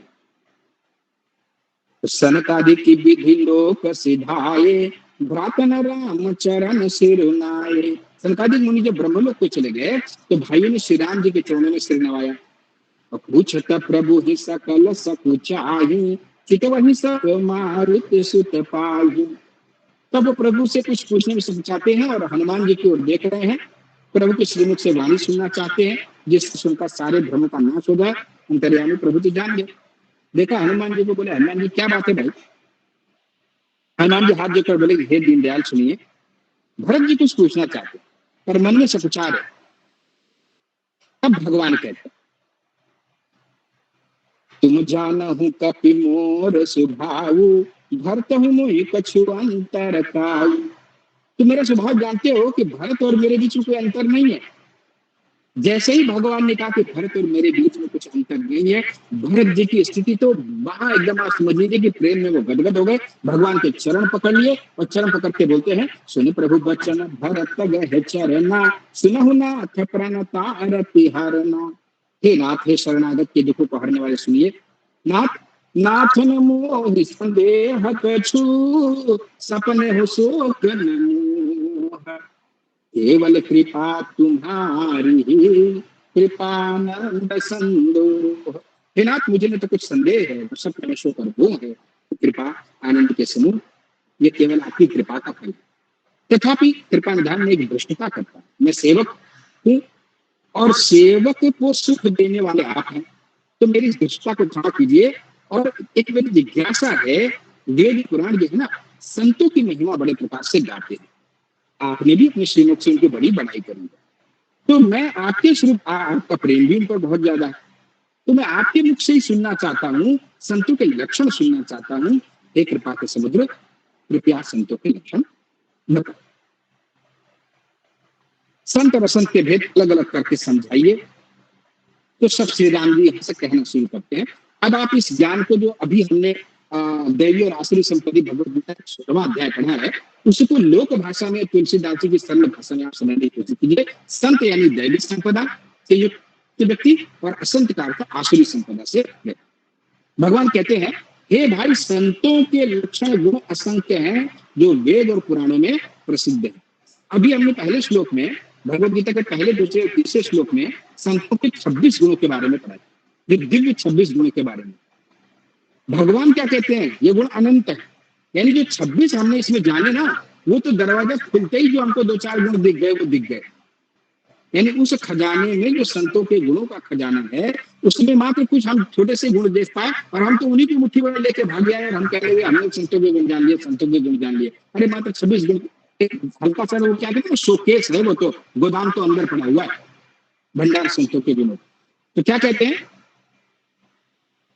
ये जो दोहा है, अब यहाँ से आप दैवी संपदा यानी भगवत गीता के 16वें अध्याय का पहला श्लोक आप कर सकते हैं कि संत असंतन के यसी करनी, जिन कुठार चंदन आचरणी, और काटे पर सुमलय सुन भाई, निज गुण दे सुगंधि बसाई। संत और असंतों की करनी ऐसी है जैसे कुल्हाड़ी और चंदन का आचरण। कुल्हाड़ी असंत है, असुर है, और चंदन संत है। ए भाई, कुल्हाड़ी चंदन को काटती है, ये चीज का स्वभाव है। संतों दुष्टों का स्वभाव है दूसरों को कष्ट देना, कष्ट देकर उनको आनंद आता है। लेकिन चंदन का स्वभाव देखिए कि कुल्हाड़ी से काटे जाने के बावजूद वो कुल्हाड़ी के मुख को चंदन की सुगंधी प्रदान कर देती है। यानी जो कुल्हाड़ी का फाल है वो चंदन की सुगंधी प्राप्त करेगी। कुल्हाड़ी काट रही है लेकिन चंदन अपनी सुगंध कुल्हाड़ी की धार को दे दे। और इस दुष्टता के कारण जो कुल्हाड़ी चंदन को काट रही है उसको क्या फल मिलता है, आगे बोल रहे हैं भगवान दोहे संख्या 37 में, काटे सुरसी सन चढ़ता जग बल्लभ श्रीखंड, अनल दाहि की तत घनहि परशु बदन यह दंड। और इस गुण के कारण चंदन देवताओं के सिर पर चढ़ता है और जगत को प्रिय होता है। लोग माथे पे लगाते हैं प्रसाद के रूप, और कुल्हाड़ी के मुख को दंड मिलता है कि पहले इसको आग में जलाया जाता है और फिर लोहे का धन उसे पीटता है। फिर आगे बताते हैं संत विषयों में लंपट, वो जो 26 गुणों के बारे में बात कर रहे थे ना, जो अलग अलग हमने आपको बताए थे, उसको सरल भाषा में तुलसीदास ने समझाया है कि संत विषयों में लिप्त नहीं होते, शील और सद्गुणों की खान होते हैं, पराया देख दुख कर दुखी और सुख को देखकर सुखी होते हैं, समता का भाव रखते हैं, उनका मन से कोई शत्रु नहीं होता, मद से रहित होते हैं, वैराग्यवान होते हैं, लोभ क्रोध हर्ष और भय का त्याग किए रहते हैं। वहां तुमने 26 गुण गिनाए, कोई अगर नोट करना चाहे तो गिनेगा तो पता नहीं कितने गुण निकलेंगे, मैं तो बोलता जा रहा हूँ, कोई जान नोट करना चाहे तो नोट करो। चित्त बड़ा कोमल होता है, दीनों पर दया करते हैं, मन वचन और कर्म से मेरी निष्कपट भक्ति करते हैं, सबको सम्मान देते हैं, स्वयं मान रहित होते हैं। प्राणी वे मेरे प्राणों के समान वो संत जन होते हैं, उनकी कोई कामना नहीं होती, मेरे नाम के परायण होते हैं, शांति वैराग्य विनय प्रसन्नता के घर होते हैं, शीतलता सरलता सबके प्रति मित्र भाव, ब्राह्मण के चरणों में प्रीति होती है, धर्म के सिद्धांतों का पालन करने वाले होते हैं। एक आप ये लक्षण जिनके हृदय में बसते हैं ना, उन्हें सच्चा संत जानो, यानी दैवी संपदा से युक्त मानो। जो श्रम मन के निग्रह, दम इंद्रियों के निग्रह, नियम और नीति कभी विचलित नहीं होते, मुंह से कभी कठोर वचन नहीं बोलते, जो निंदा स्तुति और बड़ाई में समान होते हैं। भगवद गीता का श्लोक है, तुल्य निंदा स्तुति मौली। यहाँ दोहा कहता है, दोहा संख्या 38, निंदा स्तुति भय सम ममता मन पद कंज मम प्राण प्रिय गुण मंदिर सुख पुंज। ये निंदा और स्तुति दोनों में समानता प्रतीत होती है। जिन्हें मेरे चरण कमलों में प्रीति है, वे गुणों के धाम और सुख की राशि संत मुझे प्राणों के समान। ये तो हो गई दैवी संपदा। अब आसुरी संपदा के विषय में सुनिए। दोहा संख्या 38 के चौपाई संख्या 1 से शुरू होता है कि सुनहुआ संतन के सुभाऊ, भूले संगति करई न काऊ, तिनकर संग सदा दुखदाई, जिमि कपिलई घालई हरहाई। असंतों का स्वभाव सुनो, जिनकी भूल कर भी संगत नहीं करनी चाहिए, उनका संग सदा दुख देने वाला। जैसे हरहाई जाति की जो गाय है ना, तो सीधी कपिला गाय के साथ में रहने लग जाए तो कपिला गाय को भी बिगाड़ देती है। दुष्ट के हृदय में बड़ा संताप रहता है, पराये संपत्ति को देख के सदा जलते हैं, और जहां कहीं दूसरे की निंदा सुनते हैं ना, तो ऐसे हर्षित होते हैं जैसे उनको खजाना मिल गया। काम क्रोध मद और लोभ के परायण होते हैं, निर्दयी कपटी कुटिल पापों के घर होते हैं, बिना कारण ही लोगों से बैर करते हैं, और जो भलाई करता है ना, उसके साथ भी बुराई करते हैं। बड़ा एक सुंदर दोहा है, इसमें कलयुग के लिए बताया, आपको भी अच्छा लगेगा कि झूठा ही लेना झूठा ही देना, झूठा ही बोल चबेना, अब बोल ही मधुर वचन जिमि मोरा, खाई महा अहि हृदय कठोरा। उनका झूठा ही लेना झूठा ही देना होता है, झूठा ही भोजन होता है, झूठा ही तमन्ना होता है, यानी सारा व्यवहार उनका झूठ पे होता है। जिसके मोर बोलता तो मीठा है, लेकिन हृदय ऐसा कठोर होता है कि महान विषधर सांप को भी खा जाता है, ऐसा स्वभाव होता है आसुरी संपदा।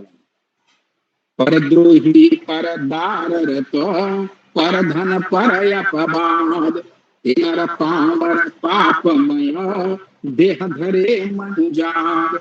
वे दूसरे से द्रोह करते हैं, पराई स्त्री पराई धन पराई निंदा में आसक्त रहते हैं, पामर पापमय मनुष्य नर धारण किए हुए राक्षसी होते हैं। होने को मनुष्य का शरीर है, लेकिन वास्तव में राक्षस होते हैं। आगे क्या भगवान बोलते हैं, लोभ ही ओढ़न लोभ ही दासन, शिशलोदर पर जम त्रासन, काहू की जो तू नहीं बाई, श्वास ले ही जन जूड़ी खाई।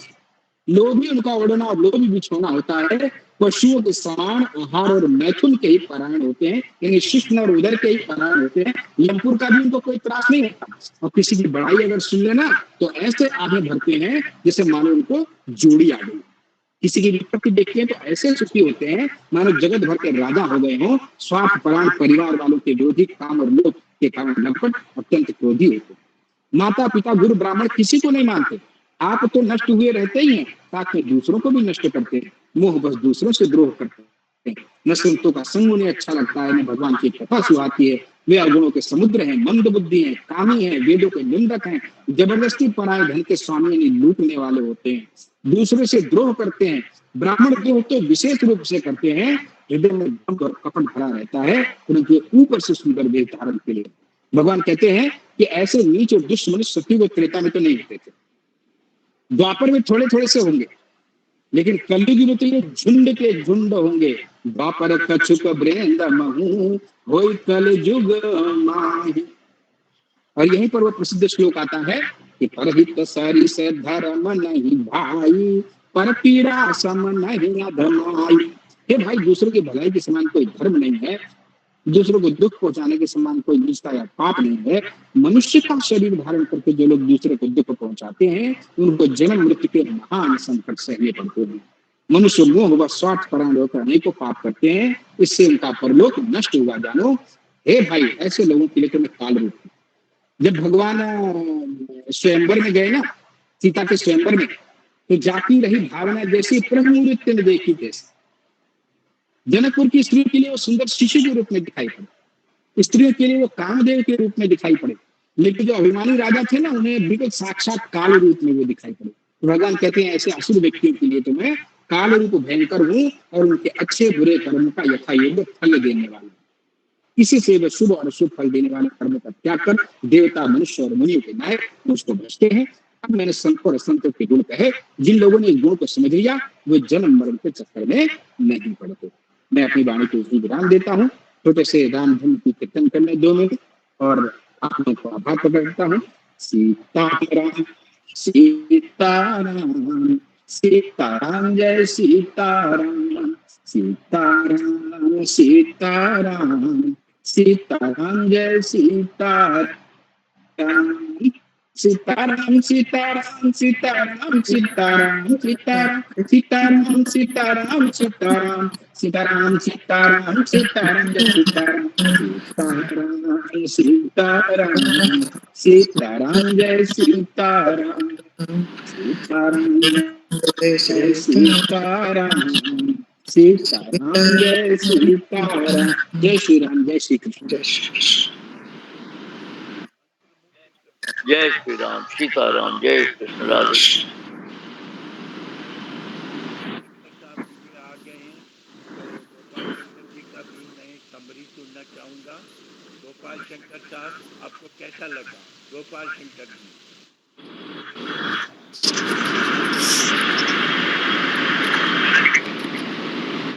शंकर जी, आपको कैसा लगा गोपाल शंकर जी? गोपाल शंकर जी, आप अपना मत दें। विपिन जी, विपिन जी, विपिन जी आप आई हैं?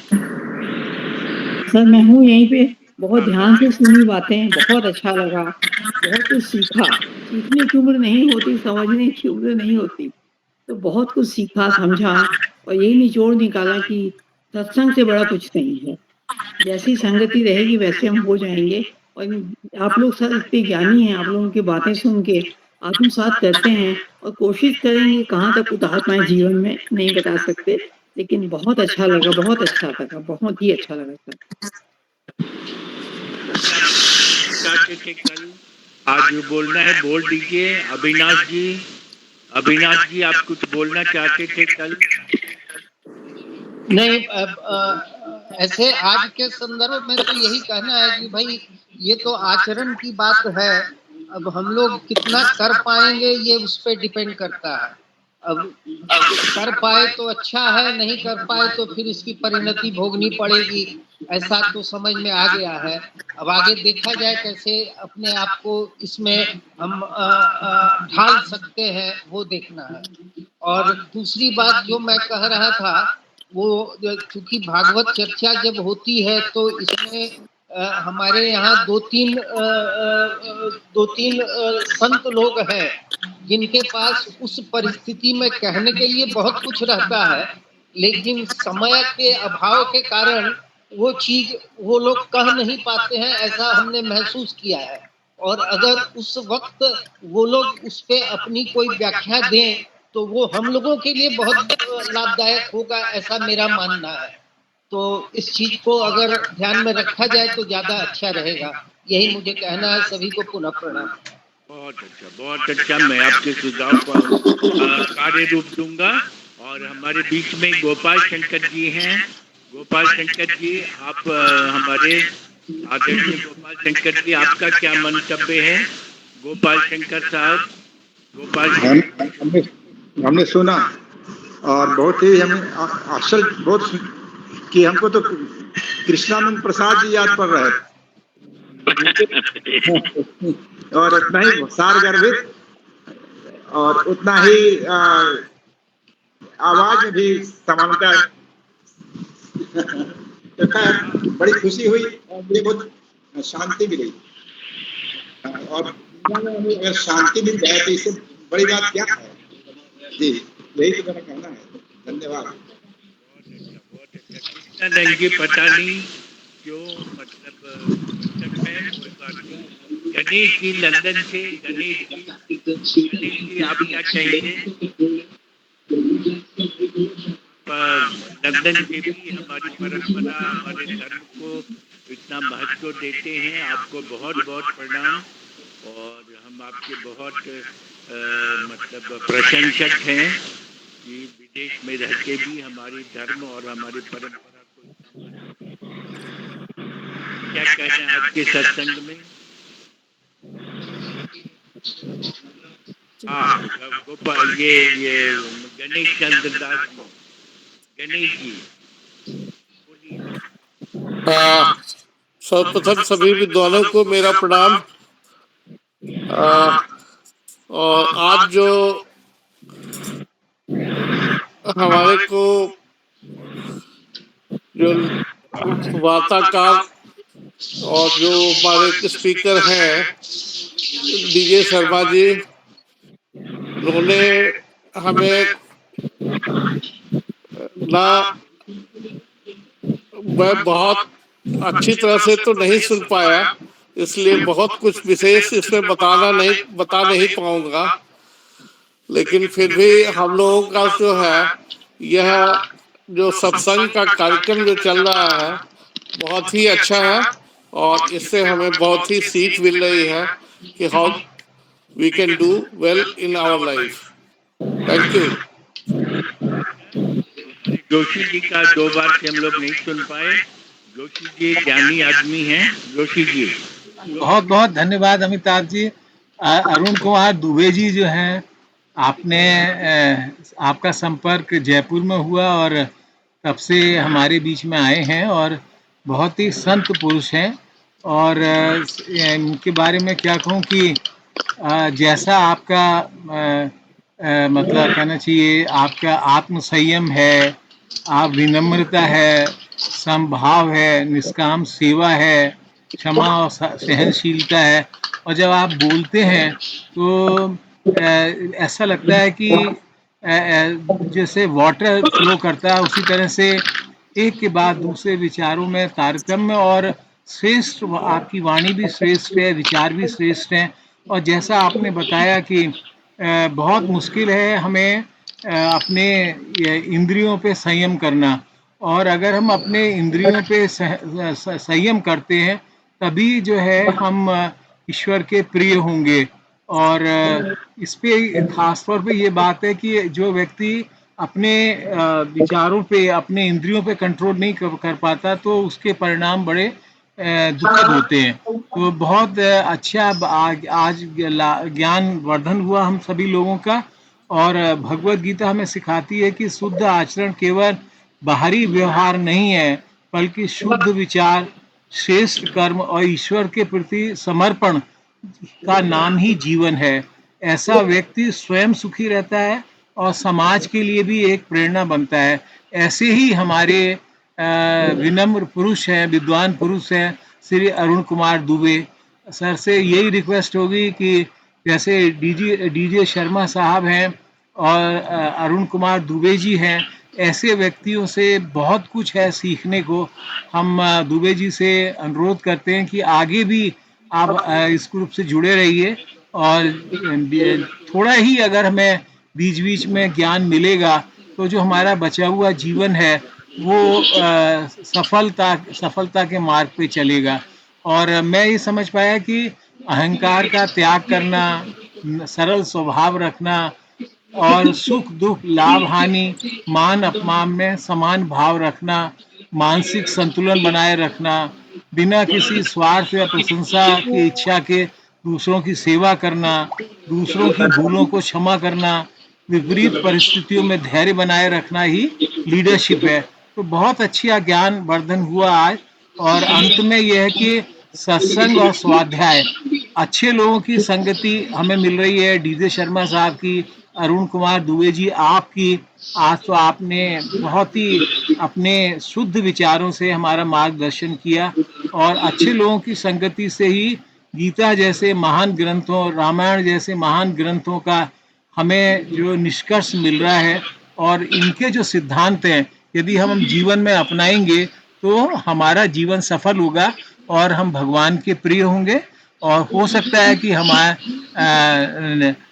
इसी तरह से अगर चलते रहे तो हमें मोक्ष की प्राप्ति होगी। बहुत बहुत धन्यवाद दुबे जी को, डीजे शर्मा साहब को, और अमिताभ जी आपको कि आज आप जयपुर में वहाँ चंडीगढ़ में हैं और बड़े दिक्कत में हैं, उसके बावजूद भी आप इस प्रकार के कार्यक्रम करा रहे हैं, तो हम आपके भी बहुत बहुत आभारी हैं। और अनुरोध है कि डीजे शर्मा साहब और अरुण कुमार दुबे जी को भी आगे भी इस ग्रुप में हम सभी लोगों को मार्गदर्शन के लिए बनाए रखिएगा।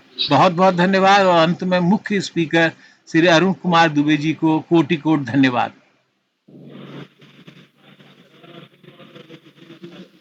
हमारा तो प्रोग्राम अब एकदम फिक्स है कि हमारे शनिवार को, एक शनिवार को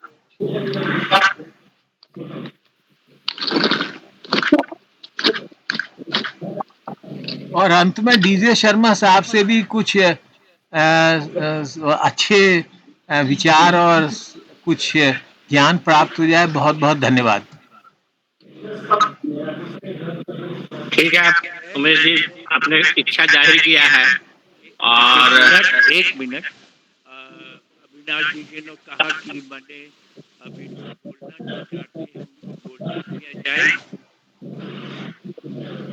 शर्मा साहब की बात फिर अगले, क्योंकि 9:45 हो गया, आवाज नहीं आ रही है उनकी। हाँ, अगले शनिवार को डीजे शर्मा साहब की बात रविवार को सुनेंगे, जो कि 9:10 होने जा रहा है। फिर भी दो शब्द यदि बोलना चाहें तो बोल दें। अमिताभ जी आप हमको कह रहे हैं? हाँ, कह रहे हैं कि समय ज्यादा हो गया है। नहीं, आपका समय खाली माने अगले रविवार को हम लोग चाहेंगे, लेकिन अभी बोलना चाहें तो दो शब्द जैसे। नहीं, अरुण जी की आज प्रस्तुति हम बहुत माने पूरा हम प्रस्तुति सुने हैं, और काफी उन्होंने अच्छा गीता के 16वें अध्याय का देवी संपदा पर उन्होंने बोला है, बहुत अच्छा आपको लगा। और उत्तरकांड का, रामायण का भी उन्होंने जिक्र किया है। देखिए एक्चुअली क्या है कि ये अविनाश जी और उमेश जी ने कहा कि इतना गुण जो कैसे हम अपने में उतार लेंगे और इंद्रियां हमारी कैसे संयमित रहेंगी। अब तो ये बहुत कठिन है, क्योंकि कई जन्मों का अध्यास आपके साथ जुड़ा हुआ है, कई जन्मों का संस्कार आपके साथ जुड़ा हुआ है, और सभी संस्कारों का कि आपका शरीर है भोगा यतन, उसको भोगना तो पड़ेगा। और उपनिषद कहता है आत्मा सततम जानम प्रारब्ध अखिलम भुजनम। अपने चेतना का, अपनी शाश्वत चेतना, अपना जो आपका निज सत्य स्वरूप है, वही उसको सतत याद करते रहिए, उसमें रमते रहिए। आत्मानंद होने का कोशिश कीजिए, विषयानंद होने का कोशिश मत कीजिए, संसारानंद होने का कोशिश मत कीजिए। तो लेकिन जो आपका प्रारब्ध हो चुका है उसको चुपचाप उसको सह लीजिए, भोग लीजिए, क्योंकि परमात्मा जो है, भगवान जो है, नियंता भी है, नियम भी है। विधाता अपना नियम चेंज नहीं करता है। तो देवी संपदा में जो आसुरी वृत्तियों का अरुण जी ने जो जिक्र किया है गीता के श्लोकों के माध्यम से, जितनी भी आसुरी वृत्तियां हैं वो मूलतः खड़ा होती हैं हम सभी में जब हमारे में देह बुद्धि रहेगा। इसीलिए जितने भी असुर थे, जो पुरानी कथाओं में जिनका जिक्र है, वे ज्यादातर स्वर्ग पर ही आक्रमण करते थे, और इंद्र का राज जो है इंद्र हमेशा भयभीत रहते थे। इंद्र क्या है? आपका मन है, और वो देवताओं का राजा है, वो आपके 10 इंद्रियों का राजा है, स्वामी है।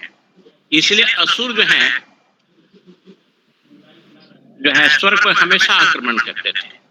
लेकिन देवी संप्रदाय जो है, भगवान गीता में अर्जुन को यही कहे कि देखो तुम्हारे में देवी संपदा है, इसीलिए हम ये परम विद्या तुमको दे रहे हैं। और अध्याय 16 का मूल श्लोक क्या है? काम क्रोध लोभ नरक का द्वार है। चंद्रशेखर बाबू को याद होगा, हमने महाप्रभु बल्लभाचार्य जी का जिक्र किया था। गीता में 3 योग बताया गया है, कर्म योग, ज्ञान योग और भक्ति योग। ये तीनों में काम जो है कर्म योग में विघ्न पैदा करेगा। ये भगवान भी गीता के श्लोक में 16वें अध्याय में कहे हुए। भक्ति योग में लोभ विघ्न करता है, और ज्ञान योग में क्रोध विघ्न करता है। ये 16वां अध्याय का सबसे मूल श्लोक है। महाप्रभु बल्लभाचार्य कह रहे हैं, काम कर्म नाश, क्रोधे ज्ञान नाशनम, लोभे भक्ति नाशनम, स्यात् इति त्रिये त्यजेत्। ये तीनों जो है काम क्रोध लोभ जो है, इसको अवश्य त्यागना चाहिए, क्योंकि ये नरक का द्वार है। भगवान भी कहे हैं ये त्रिविधा नरकस्य, ये काम क्रोध लोभ है, ये नरक है, नरक के द्वार है। किसी तरह से इसको अपने जीवन में त्यागिए। और देवी संपदा जो है उसी को आता है जब वो कहता है कि हम देह नहीं हैं, हम जीव नहीं हैं, तब जाकर के ब्रह्म विद्या के अधिकारी हो जाते हैं। इसीलिए भगवान श्री कृष्ण ने अर्जुन को कहा कि तुम्हारे में देवी संपदा है। इसलिए असुरी वाले जो हैं, चाहे वो प्रवृत्ति मार्ग में जाएं या निवृत्ति मार्ग में जाएं, किसी भी मार्ग में जाएंगे, वह जो है सारी कृतियां रहेंगी। रावण भी जो था आसुरी वृत्ति का था, इसीलिए इतना बड़ा प्रकांड विद्वान होने के बावजूद भी वो मणिपुर चक्र के आगे नहीं जा सका। इसीलिए विभीषण ने भगवान राम को यही कहा था कि हे प्रभु, रावण को मारना है तो उसके नाभि में तीर मार दीजिए, वहां उसका अमृत जो है सूख जाएगा। नाभि में ही जो है आपका मणिपुर चक्र का स्थान है, और वह जो है इवन महलोक तक नहीं जा सका। और लेकिन देवी संपदा वाले आराम से महलोक, विशुद्ध चक्र, आज्ञा चक्र, सहस्नार तक चले जाते हैं। तो इस समय का यहाँ बहुत सीमा है, बस इतना ही हम आप लोगों को इशारा कर देते हैं। निवृत्ति मार्ग में रहिएगा, तुरंत देवी संपदा प्राप्त कर लीजिएगा। पहले तो यही है कि हम हमारी अपने इंद्रियों को विषयों से अलग कीजिए।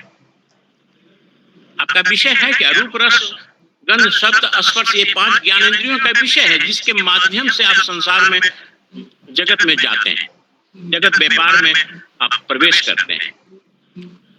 इंद्रियों को विषयों से अलग कीजिए और मन को कहिए कि इंद्रियों से तुम अलग हो जाओ।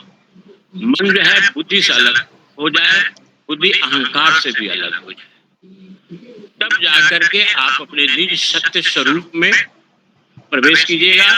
तब जाकर के आपका सारा वहां अध्यात्म जो है कि परिपक्वता आपको दिखने लगेगी। तो यही जो है भगवान गीता में बार बार समझाए हैं अर्जुन को, जरा मरण मोक्षाय माम आश्रितते एतन्तिते ते ब्रह्म तत् विदु कृतस्न अध्यात्मम कर्म अखिलम। जो भी जानता है, ये विचार कर लेता है कि मेरा शरीर तो का धर्म है जन्म जन्म मरण, तो हम शरीर और हम शरीर के दृष्टा हैं, और हम चीज जिसका आप मकान के दृष्टा हैं, मकान तो आप नहीं है। आप पत्नी के भी दृष्टा हैं, पत्नी तो आप नहीं है। पुत्र के दृष्टा हैं, पुत्र भी नहीं है। तो उसी तरह से आप अपने इंद्रियों के दृष्टा हैं, तो आप इंद्रियां हैं ही नहीं। आप देखिए कि मन कहाँ कहाँ भाग रहा है, उसके भी आप दृष्टा हैं। बुद्धि में विवेक जागृत हो रहा है, पशुवत बुद्धि है कि विवेकी बुद्धि, उसके भी आप दृष्टा हैं। अहंकार के भी आप दृष्टा हैं। तो जब जिसके भी आप दृष्टा होंगे वो आप नहीं हैं। इसलिए मनुष्य का स्वभाव क्या है? असंग हो जाना। और मनुष्य का स्वरूप क्या है? असंग हो जाना। आपका स्वरूप क्या है? शाश्वत चेतना है, चेतन तत्व है, चैतन्य साक्षी है, वही आपका स्वरूप है जो किसी से नहीं जुड़ा हुआ है। उपनिषद बार बार कहता है असंगो न सजते। आज तक आपका चैतन्य साक्षी इनसे संग नहीं किया, तो चुपचाप चश्मुद्दीन गवाह है आपके सारे हरकतों का, वो सब कुछ देख रहा है, उसे कुछ भी नहीं छिप सकता है। और साक्षी साक्षात ब्रह्म है। यही भगवान अर्जुन को बार बार जब उसको गीता के 18वां अध्याय का सबसे मेन श्लोक जो है, इस सभी धर्मों का परित्याज्य करके मेरे माम एक शरणम ब्रजम, मेरे में शरण आ जा। मैंने अपने निज सत्य स्वरूप में माम एक शरणम ब्रजम। एक कौन है? आपका निज सत्य स्वरूप है, उसके शरणागत हो जाओ, सारे पापों से तुमको मुक्त हो जाओ। तो सबसे बड़ी बात है कि यही अर्जुन को पूरे गीता में जब समझ में आ गया तो गीता 700 अध्याय में पूर्ण हुई। अगर नहीं समझ में आता तो भगवान कृष्ण उससे और आगे उसको बताते तो ये गीता 700 की जगह पर 800 श्लोक में चला जाता। लेकिन लास्ट में 18वां अध्याय में 73वां श्लोक में भगवान वो स्वयं कह रहा है, अर्जुन कह रहे हैं करिष्ये तो वचन, मेरा सारा संशय खत्म हो गया, मैं आपको वचन देता हूँ कि जो आप कहिएगा वही करेंगे।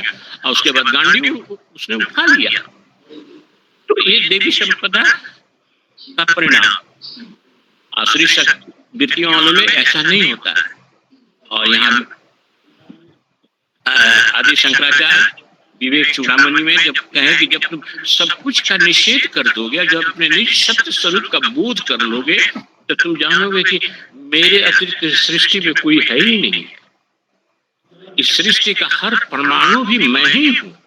इस पर भी भगवान आदि शंकराचार्य ने विवेक चूड़ामणि में अपने शिष्यों को ज्ञान दिया। तरंग फेम बुद्बुदादि सर्वम स्वरूपेण जलमिथा चिदेव सर्वम देहाद हमंत एतत् चिदेव वैक रसम विशुद्धम। जिस प्रकार तरंग फेम बुद्बुदादि समुद्र में उसका स्वरूप क्या है? जल है। समुद्र में जो तरंग फेन बुद्बुदादि उसका स्वरूप जल है। उसी तरह से आपके देह, सारी इंद्रियां, सारा अंतःकरण का एक एक परमाणु का स्वरूप क्या है? वो चैतन्य ऊर्जा है। चिदेव वैक रसम विशुद्धम। इस सृष्टि में एक एक कण जो है वो चेतन तत्व है। ये तभी बोध में आता है जब आप निवृत्ति मार्ग में सबको निषेध करके अपने सत्य स्वरूप का बोध कर लेंगे, तब जाकर के होगा कि अरे सब कुछ तो मैं ही हूं। मैं एवं सकलम जातम, मैं सर्वम प्रतिष्ठितम, मैं सर्वम लयम याति तत् ब्रह्म अद्वैत अहम। कैवल्य उपनिषद में ऋषि कह रहे हैं कि मेरे में ही सृष्टि होती है, मैं ही सारे सृष्टि में प्रतिष्ठित हूँ, अब मेरे में ही सृष्टि लय होती है। और वह कौन है? वह ब्रह्म तो मैं ही हूँ। ये केवल उपनिषद कह रहा है और शतास्त्र उपनिषद कह रहा है ये तो इमानि भूतानि जायन्ते येन जातानि जीवन्ति यत्न परिरक्षन्ति तद जिज्ञासस्व तदेव ब्रह्मेति। ऋषि कह रहे हैं उसी को केवल जानो जिसमें सृष्टि उत्पन्न होती है, जिसमें सृष्टि रहती है, जिसमें सृष्टि का लय हो जाता है, उसी को केवल जानना। बाकी इस संसार में कुछ भी जानोगे उससे कुछ मिलने वाला नहीं है। अब सारे उपनिषद के जो ऋषि थे सब समर्थ गुरु थे, सतगुरु थे। और वो तुम्हारी आत्मा है, वो अपनी चैतन्य स्वरूप को जानो। तदेव ब्रह्मेति, वही ब्रह्म है।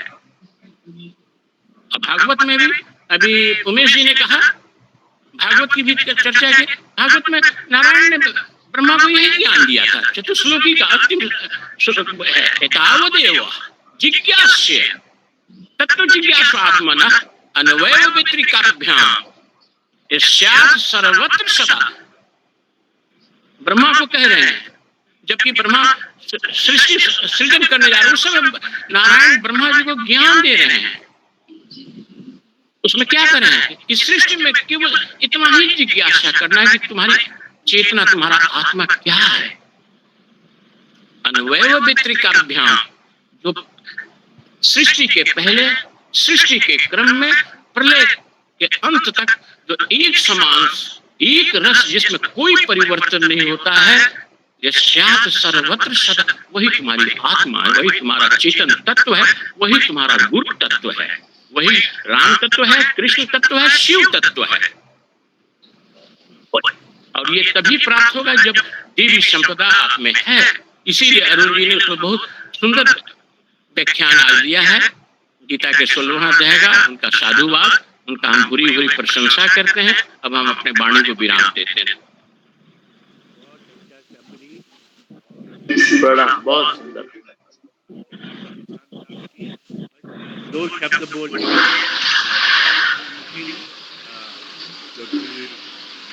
बहुत समय हो गया, प्लीज। हाँ, इसका समापन किया जाए। अमिताभ बाबू समापन। हाँ, चंदेश्वर खान साहब की अमृत वाणी एक बार हो जाए। जी, बहुत सुंदर। बिल्कुल 1 मिनट से थोड़ा सा ज्यादा भगवान करवा दे कम समय। गदगद हैं हम लोग, गदगद है जी। एक गद अरुण जी और एक गद धर्म जीवन जी, दोनों को मिला दीजिए तो गदगद। और ये दैवी कृपा है। मैं इस चीज को बार बार याद करता हूँ कि जब गणेश जी ने लिखा वेद व्यास के कहने पर, तो विद्वान लोग इस पर अधिक सहमति देंगे, लिखने तक वो रुके नहीं थे। वो उन लोगों के दोनों के बीच की बात थी। लिख देने के बाद में उन्होंने कहा कि आपने इतना मोटा जो लिखवाया, इसको पढ़ने का तो वेद व्यास जी बड़े संकट में पड़े। तब उन्होंने विद्वान लोगों के सामने बोल रहा हूं, तब जो उन्होंने कहा था, मैं बार बार इसको लाता हूं, परोपकाराय पुण्याय पापाय परपीड़नम परहित सरित धर्म नहीं भाई, पर पीड़ा सन नहीं अधमाई। एक गीता, महाभारत और एक रामायण, दोनों का जो संगम कराने वाले दोनों हम लोगों के जो विद्वान, एक अरुण प्रकाश के द्योतक और एक धर्म जीवन। दीजिए, प्रणम्य है आप लोग, प्रणम्य है हर रोज जो इसको ले रहे हैं। आज एक प्रश्न मैं पूछना चाहूंगा कि यदि बहुत ब्लास्ट फर्नेस में 1 मिनट के लिए आदमी को डाल दिया जाए बना देता है तो आदमी का क्या होगा? 1 मिनट आदमी गलेगा कि बचेगा? 1 मिनट में गलेगा। 1 मिनट यदि उसको अमृत में डाल दिया जाए, उसका 1 मिनट का भी पावर है। तो आगे जो होगा होगा। ये जो 2 घंटा हम लोग रहते हैं, ये हम लोग स्वर्ग में रहते हैं। मनोयोग से सुनने के बाद जो अनुभूति होती है, इस अनुभूति को प्रदान कराने के वाले जो प्रमुख लोग हैं, हम सभी सुनते हैं, सुनाते हैं, कीर्तन करते हैं। दोनों हाथ से प्रणाम, आभार, धन्यवाद, बहुत बहुत धन्यवाद।